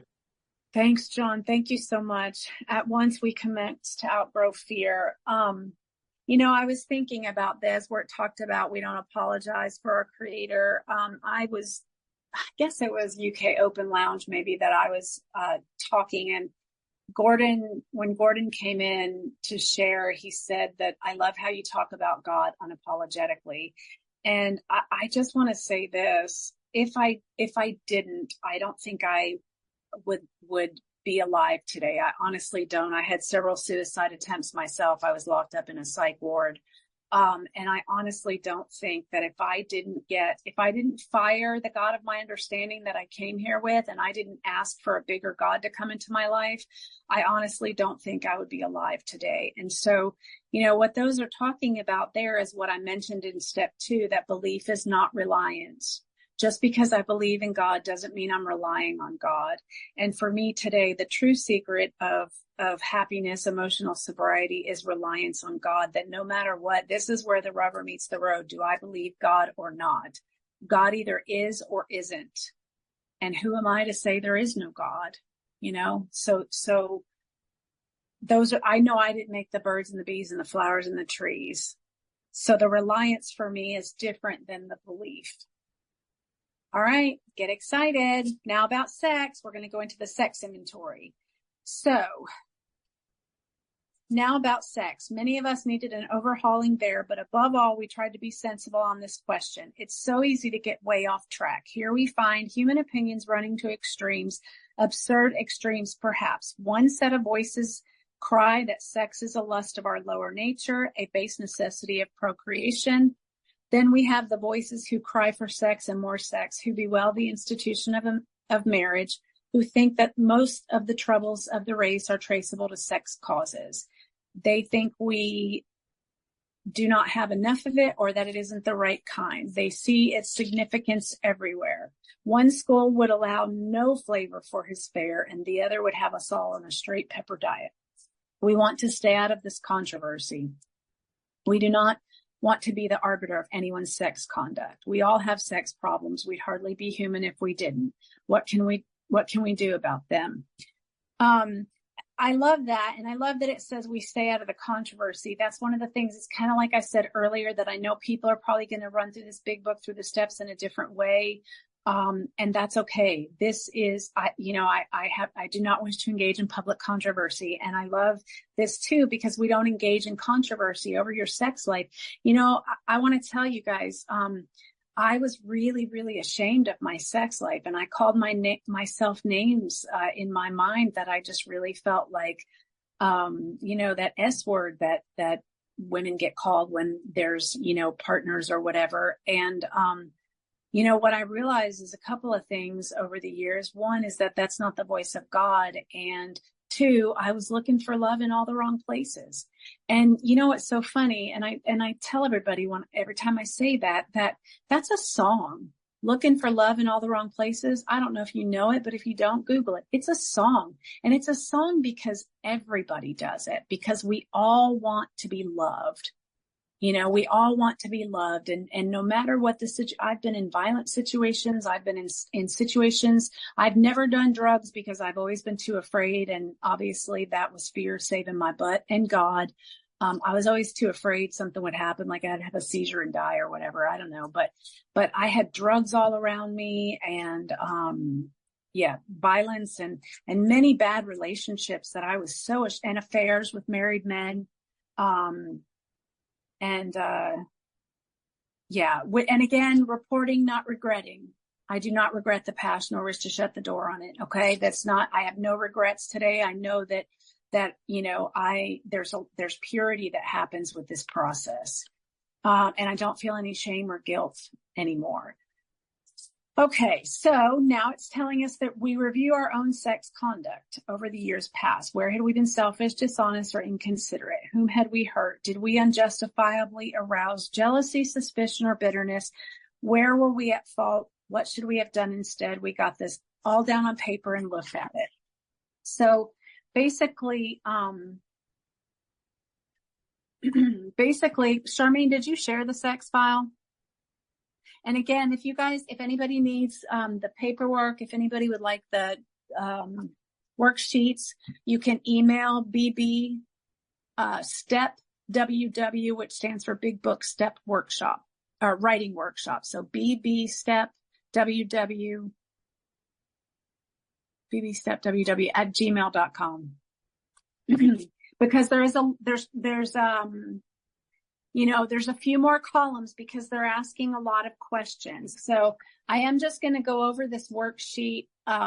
So when it talks about us reviewing our conducts over the years and all of these questions that it asks.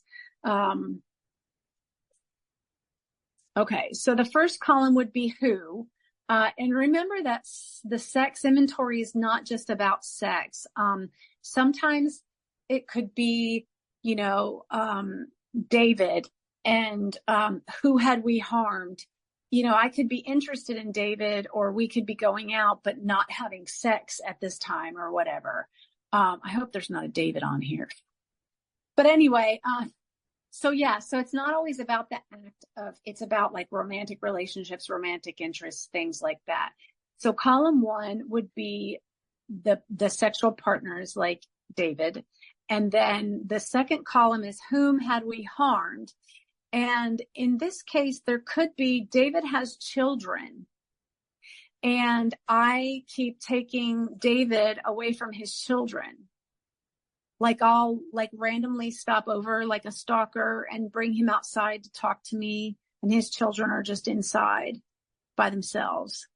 Or, I'll ask him to come, whatever for dinner, and then he leaves his kids home alone for 2 hours by themselves. So I could, for whom had we harmed?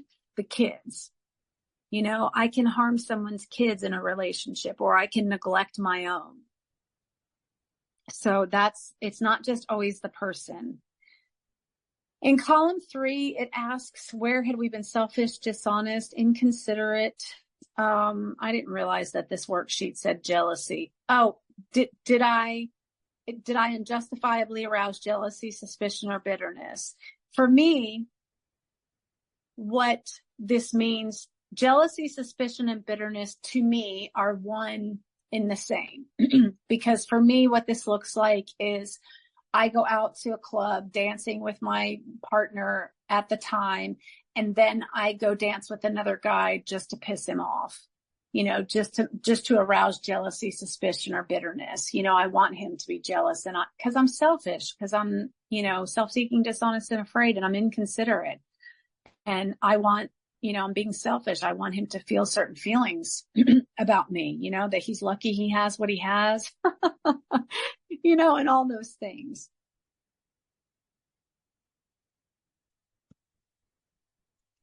So then it asks, where was I at fault? Well, I should have not danced with that other guy, or I should have not ran over to his house like a stalker, or I should not take away time from his kids.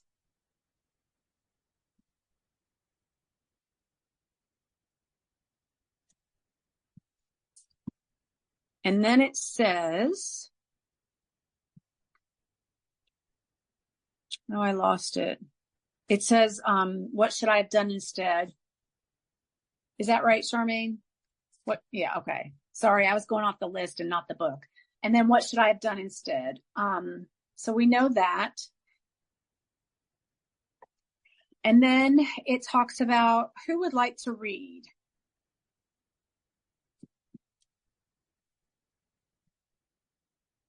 Donna, would you like to read? Okay, great, thanks. Page 69, and we're going to start at in this way, and you're going to continue on to page 70 until that second paragraph there where it says, these are the facts of our experience. Thank you so much. Cool. Whatever our ideal turns out to be, we must be willing to grow towards it We must be willing. I'm sorry, Donna. I'm sorry, I told you wrong. Can you start at the paragraph above? We reviewed our own conduct. That's my fault. I'm sorry. Right. We reviewed our own conduct over the years past. Yeah. Oh, no. My bad. I told you guys this is all God's fault because I gave the meaning to God. Donna, you are 100% correct. In this way, we tried to shape a sane and sound ideal. Okay. I'm so sorry. It's okay. It's okay. Right then. So, what our ideal turns out to be, we must be willing to grow towards it.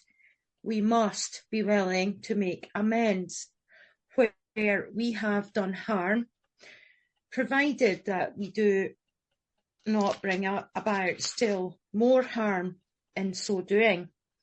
In other words, we treat sex as we would any other problem in meditation.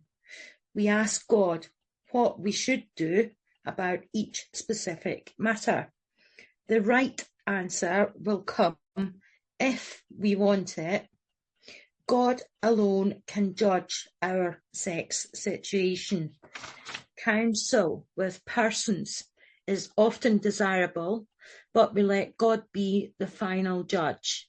We realize that some people are as fanatical about sex as others are loose. We avoid hysterical thinking or advice. Suppose we fall short of the chosen ideal and stumble. Does this mean, are we going to get drunk? Some people tell us so, but this is only a half-truth. It depends on us and on our motives. If we are sorry for what we have done and have the honest desire to let God take us to better things, we believe we will be forgiven and will have learned our lesson. If we are not sorry and our conduct continues to harm others, we are quite sure to drink. We are not theorizing. These are facts out of our experience. Thank you so much, Donna. Sasa, would you like to read?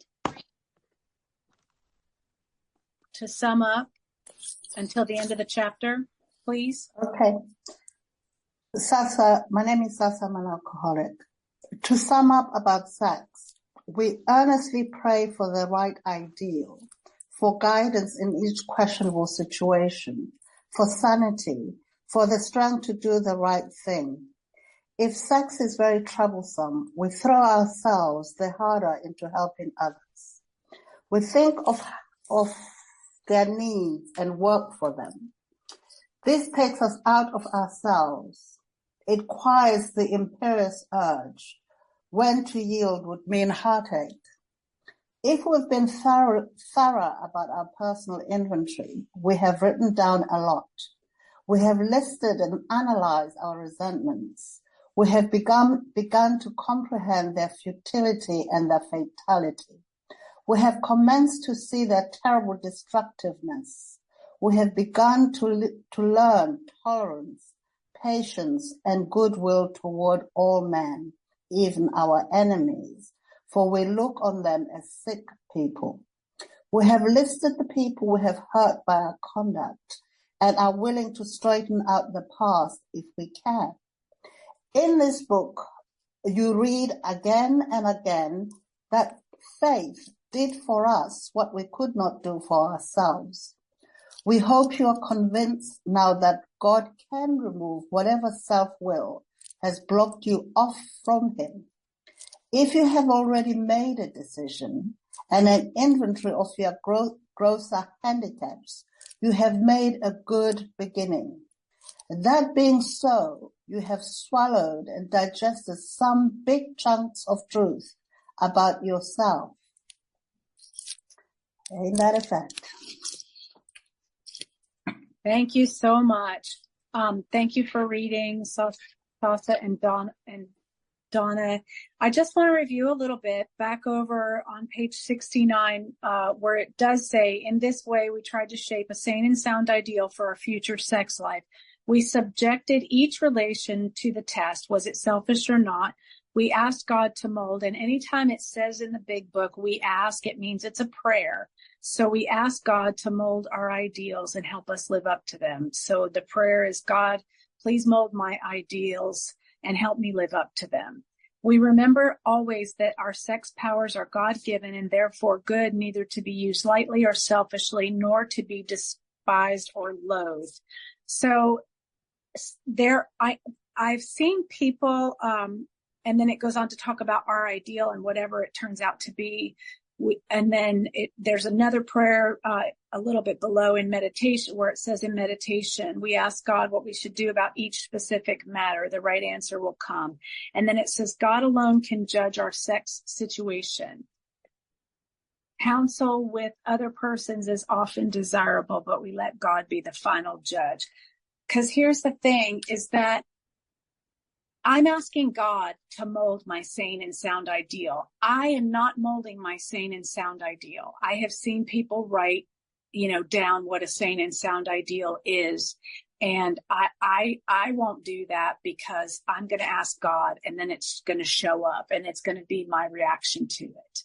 And that's, it's the sane and sound ideal that God would have us be. So for me, it's the prayers. Again, it's about the prayers about the sex inventory. And couple of the things that I did, because I was so ashamed and so filled with regret and remorse and worry and morbid reflection over my sexual inventory, that I prayed and I asked God not only for the right ideal, but I asked God, let me see myself through your eyes, God. Let me see myself through your eyes. And when those thoughts would come in, I would always remind myself, stop looking at yourself in a way that God would never look at you. And now when I get mad at you, I say, stop looking at them in a way that God would never look at them. That's a big difference for me, because I can take it and run with it, any of it, whether it's self-sabotage or whether it's to, criticize you. I always loved in worldly in the world how they say constructive criticism. If it's criticism, it's not constructive. There's constructive communication, and and I will say that even that beautiful moments with the sponsee about the text to decline a second date, it took us probably 40 minutes. But we stopped and we were praying, and, if something was written, I would have an opinion about it. Or if I noticed something on Google, I said, no, and so, and then like, even things like have a nice weekend at the end, I was like, no, that just sounds like, see ya. So I think that there definitely is a sane and sound ideal to relationships. And remember earlier when I said that we have a relationship with everything, God, each other. We have a relationship with the Zoom meeting. We have a relationship with the steps. We have a relationships with money, coworkers, neighbors, people in traffic. And so for me, what I really, really love to do, and my sponsor and I talk about this a lot, is I practice relationship. Anytime I interact with anyone other than myself, or if I interact with money, or if I interact with, my neighbor, or interact with food, I always try to do everything lovingly. And I don't always do it. But I try, at least it's in there now. I ask God for the sane and sound ideal about everything now. Okay, guys. So that was it. And that's the 4-step inventory. That's the work. It's paperwork. It's, I will tell you, we're about to go into step 5. We're going to go over that a little bit, but I will tell you this. For me, the biggest thing about step 5 came to me very early on when I was giving my first inventory to someone, and we were practicing step 5. The biggest thing for me was that her face did not move. And then I gave it again to someone else, a year later or whatever, and her face didn't move either. And for me To see her face not move means she's not judging me. She doesn't feel ashamed for me. You know, she's heard it. And that's what I tell everybody regarding the fifth step. Listen, I've heard it, I've done it, you know, or I've heard worse, or I've done worse, you know. So I think that's the beautiful part of this program. We get to share our experience, strength, and hope. So many times, you know, when I call and I'm like in something, you know, of self, and I call my sponsor like frantically, you know what she says to me? I did that too, Sherri. Isn't that great? Doesn't make me feel so unique and different. You know what I mean? All right, guys, let's go into the fifth step. I'm not going to read too much in here. Basically, the fifth step is, can somebody read? Sherri, quick question. Are there any questions you wanted us to consider for all of step 4 and 5, sort of like you gave us steps 1 to 3, or no? No, because it's in the directions. You know, why am I angry? And have I been selfish, dishonest, self-seeking, afraid? Those are all the considerations. Not at this time, Bridget. But thank you. And so step 5, we admitted to God, to ourselves, and to another human being the exact nature of our wrongs. So basically, this is just admitting. And so now I'm going to just give this inventory that I've written. I'm going to give it away. I'm going to share it with another person. As they say, it lightens the load. This is the part where I'm taking out the sack of potatoes. You know, I'm taking out the rotten sack of potatoes that are growing potatoes, and I need to get those out. And so, you know, I've never been in a fifth step where a prayer hasn't been said that invites God into it. So that's the we. It's me, God, and the person hearing my fifth step. This is the we. And then it talks a lot about, you know, where he says it's a solitary self-appraisal is insufficient, that we think we need to share it. This is something in the Catholic religion that today, now that I'm beyond what I went through with the shaming, condemning, punishing God, Catholics have confession. And so this is something that, AA has confession, you know, and you know, I don't know if you guys know or have any experience with the Catholic religion. However, when you admit your faults to the priest, or your secrets, or whatever you call them, sins, I don't know, whatever you want to call them, I just call them my own mistakes, my mistakes, because mistakes can be corrected. That's what I call them. And in that inventory column, it says we resolutely look for our own mistakes. So if I'm going to confession, the priest usually says, okay, say 10 Our Fathers and say 10 Hail Marys, and you have been absolved. Can you believe it? That's all, guys. That's it. We're forgiven. Like, it's basically just saying we're already forgiven. Say the prayers for yourself. You know, and here's why if I'm still holding on to the shame and the condemnation and fear and the guilt of myself, it's not because it's because I'm not really giving it away, and it's because I'm not looking at myself in the way that God would look at me. Okay, so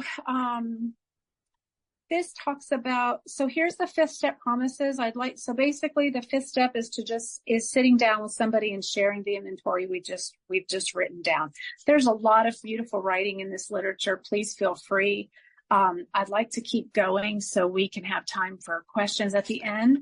So let's go to page 75, and these are the fifth step promises. We pocket our pride and go to it, illuminating every twist of character, every dark cranny of the past. Once we have taken this step, withholding nothing, we are delighted. We can look the world in the eye. We can be alone at perfect peace and ease. Our fears fall from us. We begin to feel the nearness of our Creator. We may have had certain spiritual beliefs, but now we begin to have a spiritual experience. That feeling that the drink problem has disappeared will often come strongly. We feel we are on the broad highway, walking hand in hand with the spirit of the universe. All right, let's go to page 76. We're going to go to 6 and 7. Would someone like to read step 6 on page 76? Jillian? Hi. Hi there. Hey. Sorry, no. Just one sec.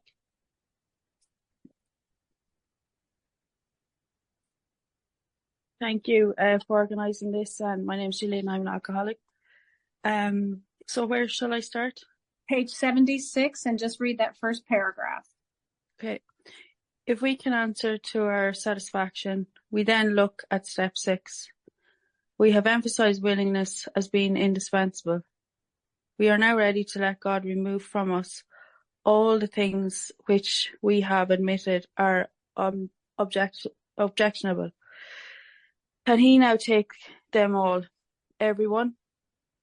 If we still cling to something we will not let go, we ask God to help us be willing. Thank you so much, Jillian. So step 6 is we're entirely ready to have God remove all these defects of character. So the writing part for me, what I do, it's not in the book, but I list sometimes when I go over with sponsees, now we've talked about self-manifesting in many forms and many ways. A lot of times what I find, and that will add to the defect of character list, is victim. You know, one of my sobriety sisters says, I didn't think anyone would listen to me unless I was a victim. Or sometimes it's self-pity, or things like that. And so when we're doing the 5th step, I'll add in a couple of those things. So basically in step 6, I just kind of write down what I'm giving to God. You know, one of the things for me, this is one of the things for me, and I know I have experience with other people having the same problem, is being late, punctuality. And I'm going to go ahead and tell you the most miraculous, beautiful thing of step 6 and 7 for me, you guys. It says we're entirely ready to have God remove all these defects of character. Note that it doesn't say Sherri removes these defects of character, that God does the work, not me. Because if I have moral and philosophical convictions galore, remember? Now, I don't want to be a jerk, and I sure don't want to be late, because if I'm late, especially if it's for work, I feel ashamed and I feel guilty and I feel like I'm stealing time. You know what I mean? So I don't want to do those things, but it is clear that that's part of my powerlessness over my alcoholism that I cannot control. And I've had people, even sometimes to meetings, and I've had somebody in my home group said to me one day, I think you just need to get up earlier. Let me tell you something. If I got up at 3 a.m. for a 10 o'clock meeting, I would still probably be late, because then I think I have all this time, and then I'll just go do everything else. I'll clean the house. I'll walk the dog. We'll go to the park. I'll go for a swim. You know what I mean? Like, you know, and so I have to ask God to remove that defect of character, of being late, of punctuality, of selfishness, self-seeking, self-centered, and afraid. I have to ask God to remove my being a victim. I don't want to be a victim. You know, I don't want to cry some more. I don't. So it's God. I was 18 years sober before I learned that. Someone told me that at 18 years sober, because every time that I tried to not be late and I was late anyway, wow, did I beat myself up. Wow, did I beat myself up. And I'll tell you, in my first couple of years, guys, one of my sponsors used to say, put the rubber hose down, kid. Put the rubber hose down. You're beating up God's kid. You know, and here's the thing. I can't be useful if I'm busy beating myself up. You know, and the thing is, even though we think that, or I won't speak for anybody, but even though I think like beating myself up is like going to make me get into this different, you know, get to work on time, it's not. But not only that is it becomes my higher power, because here I am back again, heavy in my alcoholism, thinking that I can control this. If I could control this, I would control this, because I don't like it at all. I don't like feeling those things. Okay. So step 7 is humbly asked him to remove our shortcomings. Again, notice how it says humbly asked him, which is code for God, to remove our shortcomings. It doesn't say I humbly asked Sherri to remove my shortcomings. It doesn't say I humbly asked Maya to remove my shortcomings. It says God. And that's why I believe these paragraphs are so small on page 76 for 6 and 7, because I do believe I 100% believe that step 6 and 7 are God's job. I just have to be ready to let go. And some people say, oh, I'm not ready to let that go yet. I don't know, guys. I think that we're really ready to let go. I think we all just want to be loved and be loved. I think that's the bottom. And I think that the core of us is that. And I also think that at the core of us, we all want to be okay. We want to feel that we're okay. And we want to help you feel like you're okay, no matter what we've done. So I'm going to read the prayer on page 76. I'm going to get on my knees and say this prayer. I'm going to read it, and then we're going to pray it. Do whatever is comfortable for you. So this is page 76, step 7. When ready, we say something like this. My Creator, I am now willing that you should have all of me, good and bad. I pray that you now remove from me every single defect of character which stands in the way of my usefulness to you and my fellows. Grant me strength as I go out from here to do your bidding. Amen. Prayer. My Creator, I am now willing that you should have all of me, good and bad. I pray that you now remove from me every single defect of character which stands in the way of my usefulness to you and my fellows. Grant me strength as I go out from here to do your bidding. Amen. We have then completed step 7. Again, guys, I'm gonna say this. I'm gonna say that I'm gonna run through the last steps pretty quickly. They are not quick steps. We're doing them because this is a workshop and we want to get through all 12 steps. There's beautiful reading in this literature. If you want to go back and read, please do. This is just for getting through the step. So step 8, made a list of all persons we had harmed and became willing to make amends to them all. This is a lot of times people will do this, and this is where I see I lose people again, or still is this step 8, but step 8 is not step 9. And that's the one thing I want to say is step 8 is making the list of persons I had harmed and become willing to make amends to them. So on my inventory, I'm mad at the guy across the street, for the dog thing. And I'm mad at the guy he invited in with his dog, who my dog doesn't know yet, so wouldn't get along with. Okay. I'm mad at them. So that's the harm is, the harm is me, slamming myself away in an attitude. It's that. And, it talks about the 4th step, and it talks about, we just made a list. In the 4th step of who we had harmed, but it's not only that. It's not only that. It's somebody said at a meeting that really was not just a slap in the face, but like a punch in the face. You ever have one of those where he says, who I harmed? The people where I stole their peace. Man, for those couple of months that I was in sobriety, you know how much and how long I stole the peace of my supervisor. That poor thing put up with me, and I'm still at the same company by the grace of God again, so that's the thing. So step 8 is just a list. And I didn't even consider that a harm or consider that, anything. I just was like, it was just me whining, made it about me again, shockingly. And then step 9, I want to say this about step 9. I want to say that if you don't want to make an amends, you do not have to. If there's one thing you're not ready to do, you do not have to. I know this is probably going to cause some controversy, maybe to people who hear the meeting or hear the recording, but I do not wish to engage. But the bottom line is if you are not ready to make an amends or you think it will not go well, then you do not have to do that. This program is suggestive. What I say to people is please be willing. That's all the step says. It says, made direct amends to such people wherever possible, except when to do so would injure them or others. Now, you are included in others. If this is something that is going to hurt you or there's physical fear or something like that, you do not have to do it. What I ask people to do on their 8-step list is I ask them who they think they owe an amends to, why they think they owe an amends, and what would the amends look like. And then we both go over that per person, and we pray about it, and we think about it, and we come up with a solution together. I had a work thing in New York when I was living in New York. I was only 19 years old, but I really held on to it. I got fired from a job at an autistic school. And of course I couldn't go and make direct amends to the school. They fired me.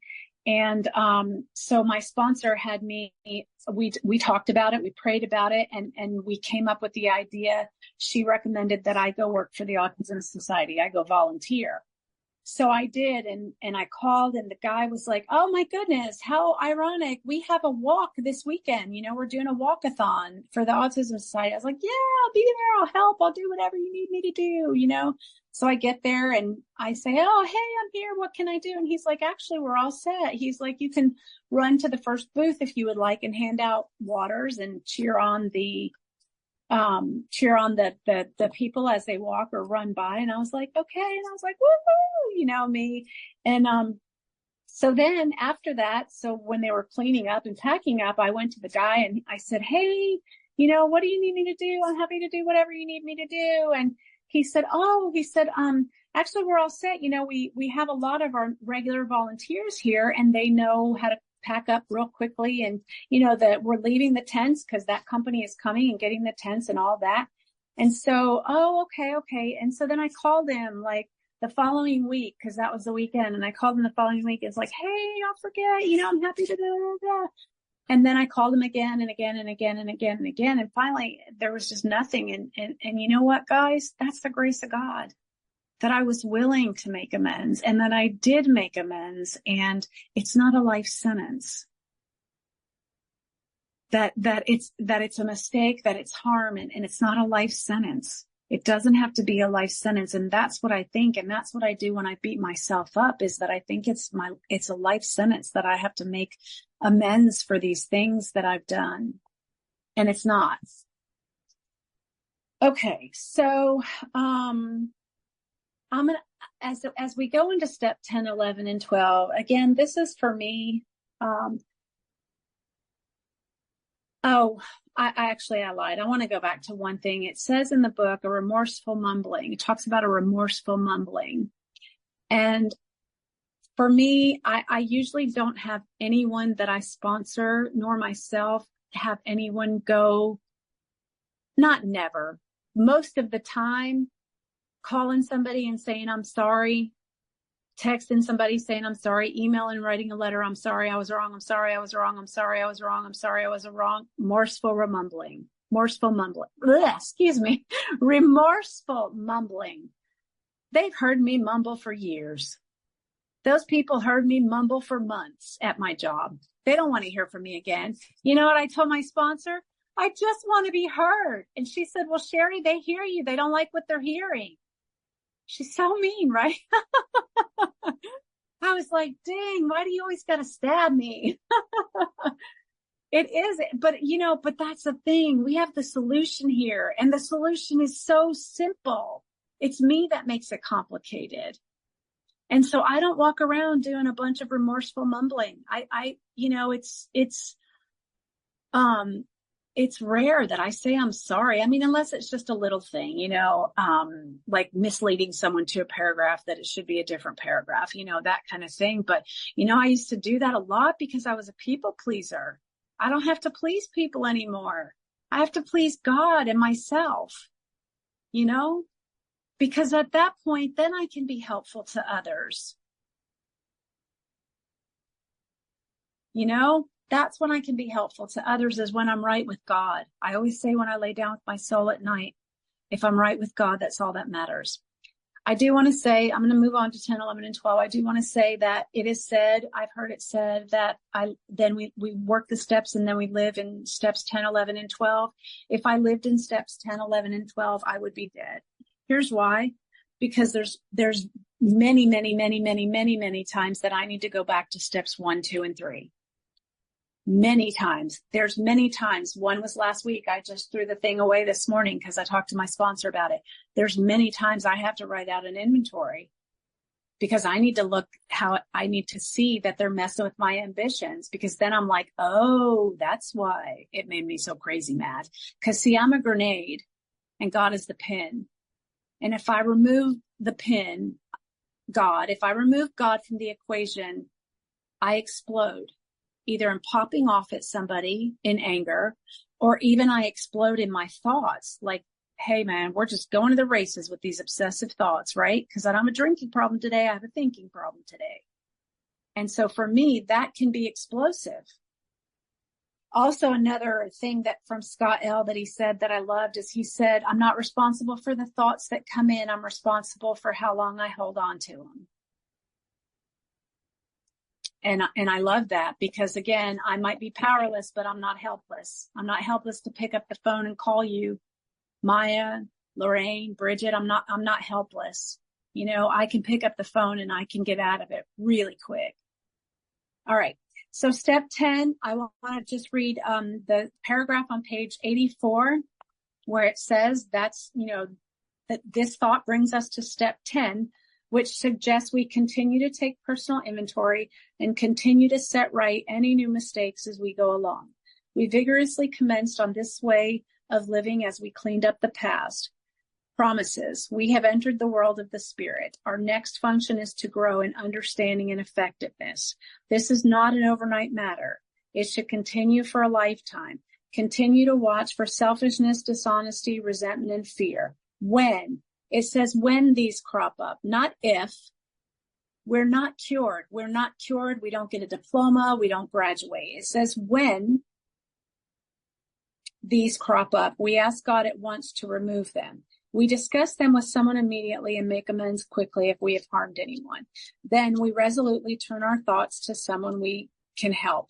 Love and tolerance of our code is love and tolerance of others is our code. Okay, so it said continue there 4 times. And this is how I practice step 10. When I see that I have a mistake, that I've made a mistake, I watch for all those things, selfish, dishonest, resentful, afraid, like that are in, it says we ask God at once to remove them. So I have to go all the way back to steps 1, 2, 3, and 4. For me, this is how I need to do it, because I need to look at, I can't just run around and say, I'm sorry. And then it says, we discuss them with someone, and it tells you when to discuss it immediately.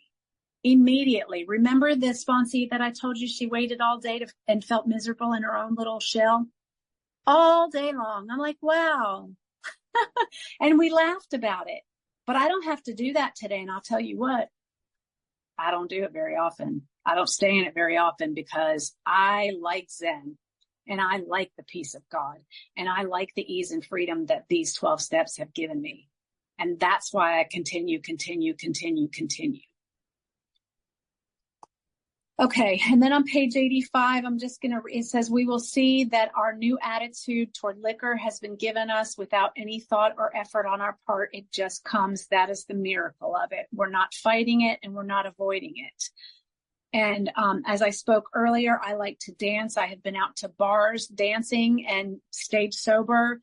No reason, no desire to even have a drink, guys. Then it says something really beautiful in the next paragraph in the middle there. It says, we are not cured of alcoholism. So again, just because I don't have a drinking problem today doesn't mean I don't have a thinking problem today. I have alcoholism today, and that's what I have to treat, is alcoholism.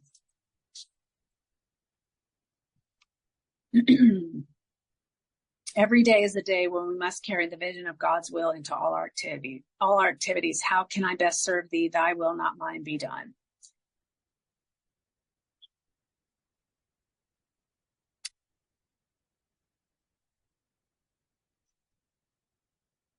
Step 10, promises. Much has already been said about receiving strength, inspiration, and direction from him who has all knowledge and power. If we have carefully followed directions, we have begun to sense the flow of his spirit into us. To some extent, we have become God conscious. We have begun to develop this vital sixth sense, but we must go further, and that means more action. And let me tell you guys, when they're referring to the sixth sense, they're talking about intuitively knowing. Sometimes I am so intuitive, things scare me. I had a right before we get into step 11, I had a friend in my home group talking to me about a golfer. There's like a certain golf stance, and the golfer has the ball at their feet, and they're paying attention to that ball because they need to whack that ball. They're not paying attention to the past because they know where the balls come from.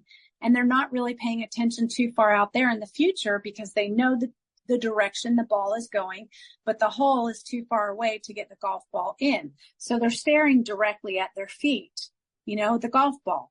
And so he said, one sec, guys. He said, so that's presence. He was talking about practicing presence. And I really loved that analogy. And I don't like golf, and I've never played golf. And he said he didn't even like golf, but I just thought it was a really good analogy that what was right at their feet is what they pay attention to. So that was on a Saturday. My home group's on a Saturday morning. I was out the next day on Sunday walking my dog, and we have a couple acres on this apartment complex, which is really nice. And I'm just walking along with my dog. And then I just happened to notice there's this little tip of a golf ball sticking out of the ground. And the only reason I even recognized that it was a golf ball was because of the texture of it. You can see the little dents in it. This ball was buried so deep and for so long that I can't even get some of the stains off of it. I've washed it. I've put bleach on it. I've cleaned it with cleaning wipes. And all that was sticking up was a little teeny piece of the golf ball. But see, that's what happens when I'm clear. That's what happens when I take out the rotten sacked potatoes that are growing potatoes, is that I can now see. I have to be clear to hear. So once I get rid of all that stuff, I can hear. I'm more intuitive. There's more room. It's like I said, the inventory process is making room for God. That's what I'm doing. And when I make room for God, I see God. I see God in the golf ball. I have all the property here, and I had lived here for months. Never saw the golf ball.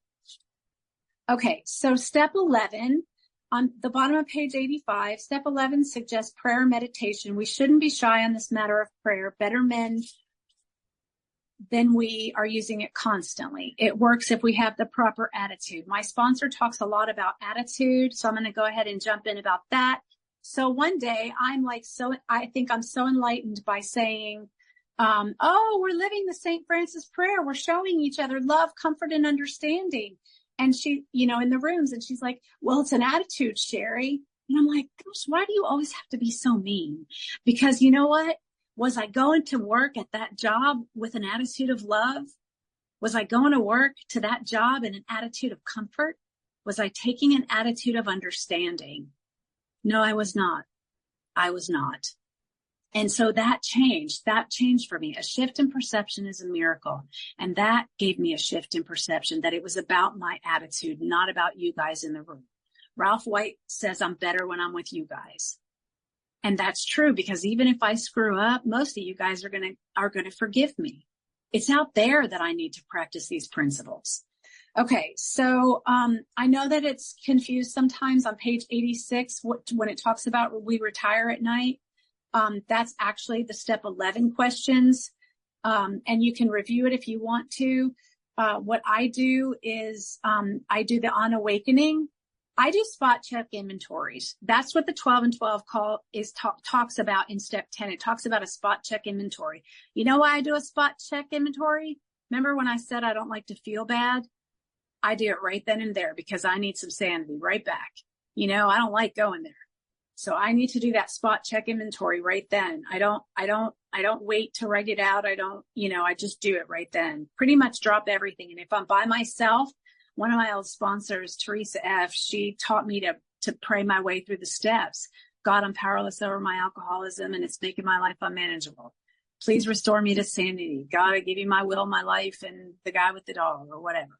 And in step 4, here I'm being selfish, dishonest, self-seeking, to pray my way through. I love the beauty of what it says on 86, 87, and 88. I read those pretty much every day. When it talks about on awakening, let us think about the 24 hours ahead and we consider our plans for the day. I give my plans and the 24 hours ahead to God. I don't even really try to think about it. I heard a quote from Ed O'Neill, who had 2 very successful sitcom shows. He was being interviewed and they said, did you realize that both shows were going to be so successful? And he said, honestly, I've never made a plan in my life. I just go along and see what happens.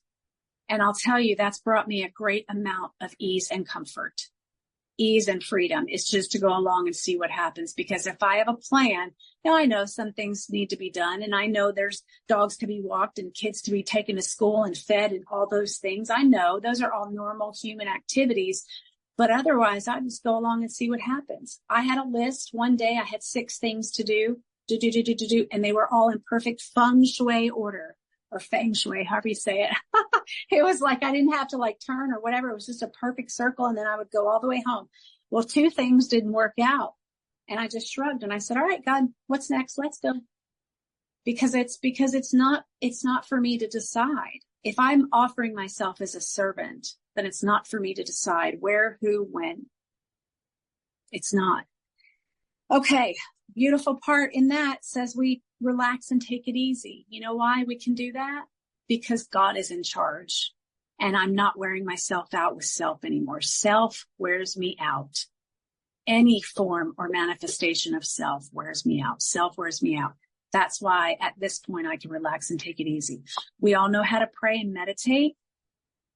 So I'm not going to do too much of that. What I'm just going to say, this last thing about step 11, it's conscious contact for me, guys. How much am I inviting God into my day? How much am I acknowledging God into my day?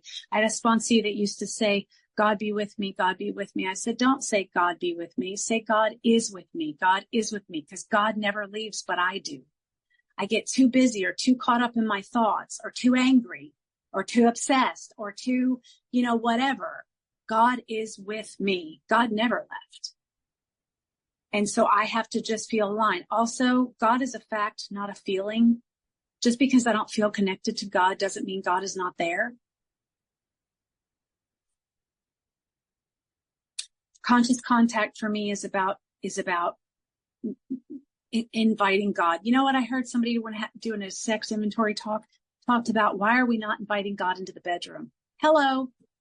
God gave us, it said right there in that sex inventory, God gave us these parts, these things. God created us in this way. So let's include God in everything.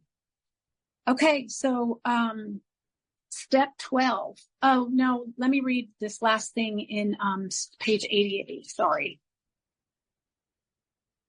It also talks about we constantly remind ourselves we are no longer running the show. See, we have to constantly remind ourselves we're no longer running the show because I have the disease of forgetting. And that's why this is a we program. We say to ourselves many times each day, thy will be done. Many times each day because I forget. Then it says, here's the best part. We do not tire so easily, for we are not burning up energy foolishly as we did when we were trying to arrange life to suit ourselves. Self wears me out. And then step 12 on that very first page of Working with Others, chapter 7, page 89 in the big book. That very last line on that page says, to be helpful is our only aim. It doesn't say to be helpful to other alcoholics is our only aim. It says to be helpful is our only aim. So for me, step 12, having had a spiritual awakening, remember I have the spiritual awakening as the result of these steps. I have spiritual experiences throughout. I have psychic changes throughout. I have shifts in perception throughout, but the awakening comes at step 12. Having had a spiritual awakening as the result of these steps, then it says we tried to carry this message. I talked to a sponsee today who's trying to carry the message to a couple people who may not want it just yet. And that's okay. We just try to carry the message. I'm not God. I'm going to tell you a really quick story, and then I think we're pretty much done, guys. So our Music City Roundup, which is our annual AA conference here in Nashville, is July 4th weekend. And several years ago, there was a guy that, was a crush, but I couldn't date him because he relapsed. I mean, he didn't have any long-term sobriety. And somewhere along the line, you guys not only gave me confidence, but you guys taught me Godfidence. And you not only gave me self-esteem, but you gave me God esteem. And I was able to say no to the guy who didn't live up to the things that I wanted, or really the things that I thought God thought was best for me. See, because I'm asking God to mold my sane and sound ideals about sex. Because you know what? He was tall. He was good looking. He was so kind. He was a gentleman. He opened doors. He wanted to pay for dates. I only went out with him one time, and it was literally after a meeting when I was starving, but nobody else came, which we invited everybody else. And I paid for my own meal because I said, I'm not confused. God is not confused. This is not, whatever. So our roundup came up, and he said, hey, I'm going to pick up, one of the old timers, to go to the roundup, the conference. And I'd like to pick you up too. And I said, no, I'll meet you there. I'll see you there. So he said, okay. So, I get there, and of course he's not there. No surprise whatsoever. That's fine. It just happens a lot. He's not reliable. When I'm sober, I have integrity. When I'm not, I don't. So the next day I get a phone call, and he's dead. He died in his disease. And so I called his best friend, and I said, do you think that if I would have let him pick me up? And he said, Sherri, you're not God. And I accepted that because I know it to be true. I cannot keep anybody sober. I cannot get anybody drunk. I cannot keep anybody alive, and I cannot make anybody die. I do not have that power. That goes all the way around back to step one. I do not have the power. And I'd like to tell you that that's the only story and that's the only guy I have that story about, but it's not. I could give you a handful of the same stories. So, the book talks about this being fatal, and it is. And you know what? The guys that I could name on one hand that have passed now in this disease, all were around for years and years and years and never went through the steps. And I will tell you, for in 22 years sponsoring from 6 months sober, in 22 years, I have never seen anyone who takes all 12 steps drink again. That's my experience. I'm not saying it hasn't happened. I'm just saying that's my experience. See, because the shame, the guilt, the fear, I'm a terrible person, I don't belong anywhere, all that stuff that we hang on to. If we don't take that stuff out and make room for God, I'm never going to get better. I'm going to stay the same. And the last thing I want to say about step 12 is it says, and to practice these principles in all our affairs. I really like to remember that this is practice. Do you know that even doctors who have a high education and a long time education, do you know they say they practice medicine? So surely we can just practice these principles in all our affairs. And again, I just want to say about step 12, the writing for step 10, I know it's a writing workshop. The writing for step 10 could be the questions, answering the questions if you wanted to write. The 11th step, I journal every day. That's for me, the 11th step. That's how I spend time in prayer, meditation, and journaling. And in step 12, the writing for me, and every case is different, but sometimes I'll have people write, how they're trying to carry the message or what they think the message is. And then also what are the principles they need to practice most. And for me, honestly, guys, practicing the principles in all my affairs actually doesn't mean an AA meeting at all. It doesn't mean when I'm with you, because when I'm with you, I automatically by osmosis am practicing the principles because you are beautiful, beloved, wonderful people. And I always want to be follow your example. And so I don't even need to practice them in AA. Maybe with sponsees sometimes, what I need to do is practice them out there. That lady who pulls out in front of me, or the lady who's in line at the grocery store has 16 items in a 10-item lane. That's where I need to practice the principles. Or the mother who has a child on her right and another child on her left. And the toilet paper, the big thing of toilet paper drops on the ground. I need to go pick it up, even when I don't want to. Love is not convenient. I had a friend who asked me to go pick up a prescription for her, and I didn't want to do it. I was busy. I was doing my own crap, but it's what we do. So I go to the pharmacy and I sit there, and you know what? It said We're closed for lunch. So I had to sit there in the pharmacy lane for 20 minutes. But I did it because that's what we do. She even said to me, don't worry about it. Gary, her husband, she said, he can get it later. I said, no, it's fine. It's okay. Love is not convenient. I do want to talk about, I'm so sorry, guys, but I'm going to go backwards. And I promise this is the very last thing. Step 6 and 7. Step 6 talks about defective character. Step 7 talks about shortcomings. I do believe there's a difference, because if you remember the guy that I had talked about, the deaf guy in the apartment complexes that I was able to help because I know sign language. Bill Wilson said that he wrote it because he didn't want to write the same thing in back to back in 2 steps. For me, a defective character is the things that we know: selfish, dishonest, self-seeking, afraid. Those are character defects. For me, the shortcoming is, and so when I turned my head on that guy, the defect was being selfish, dishonest, self-seeking, afraid, and all that. But the shortcoming is I would have fallen short at extending love to this man. I would have fallen short extending the spirit of helpfulness to this man. I would have fallen short to extend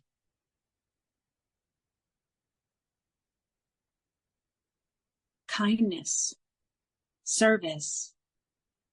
And it talks about the spirit of love. It talks about the spirit of forgiveness. Doesn't say we have to love or we have to forgive. That's kind of what my sponsor talks about with the attitude. It's an attitude of love. It's an attitude of service. It's an attitude of kindness. It's an attitude of comfort and understanding. Anyway, I love you guys so much. Thank you so much. Thank you, all of you, for your help. Thank you, everyone who participated. Thank you, UK Open Lounge. UK Open Lounge is here Wednesdays and Saturdays with wonderful speakers and workshops. Thank you guys so much.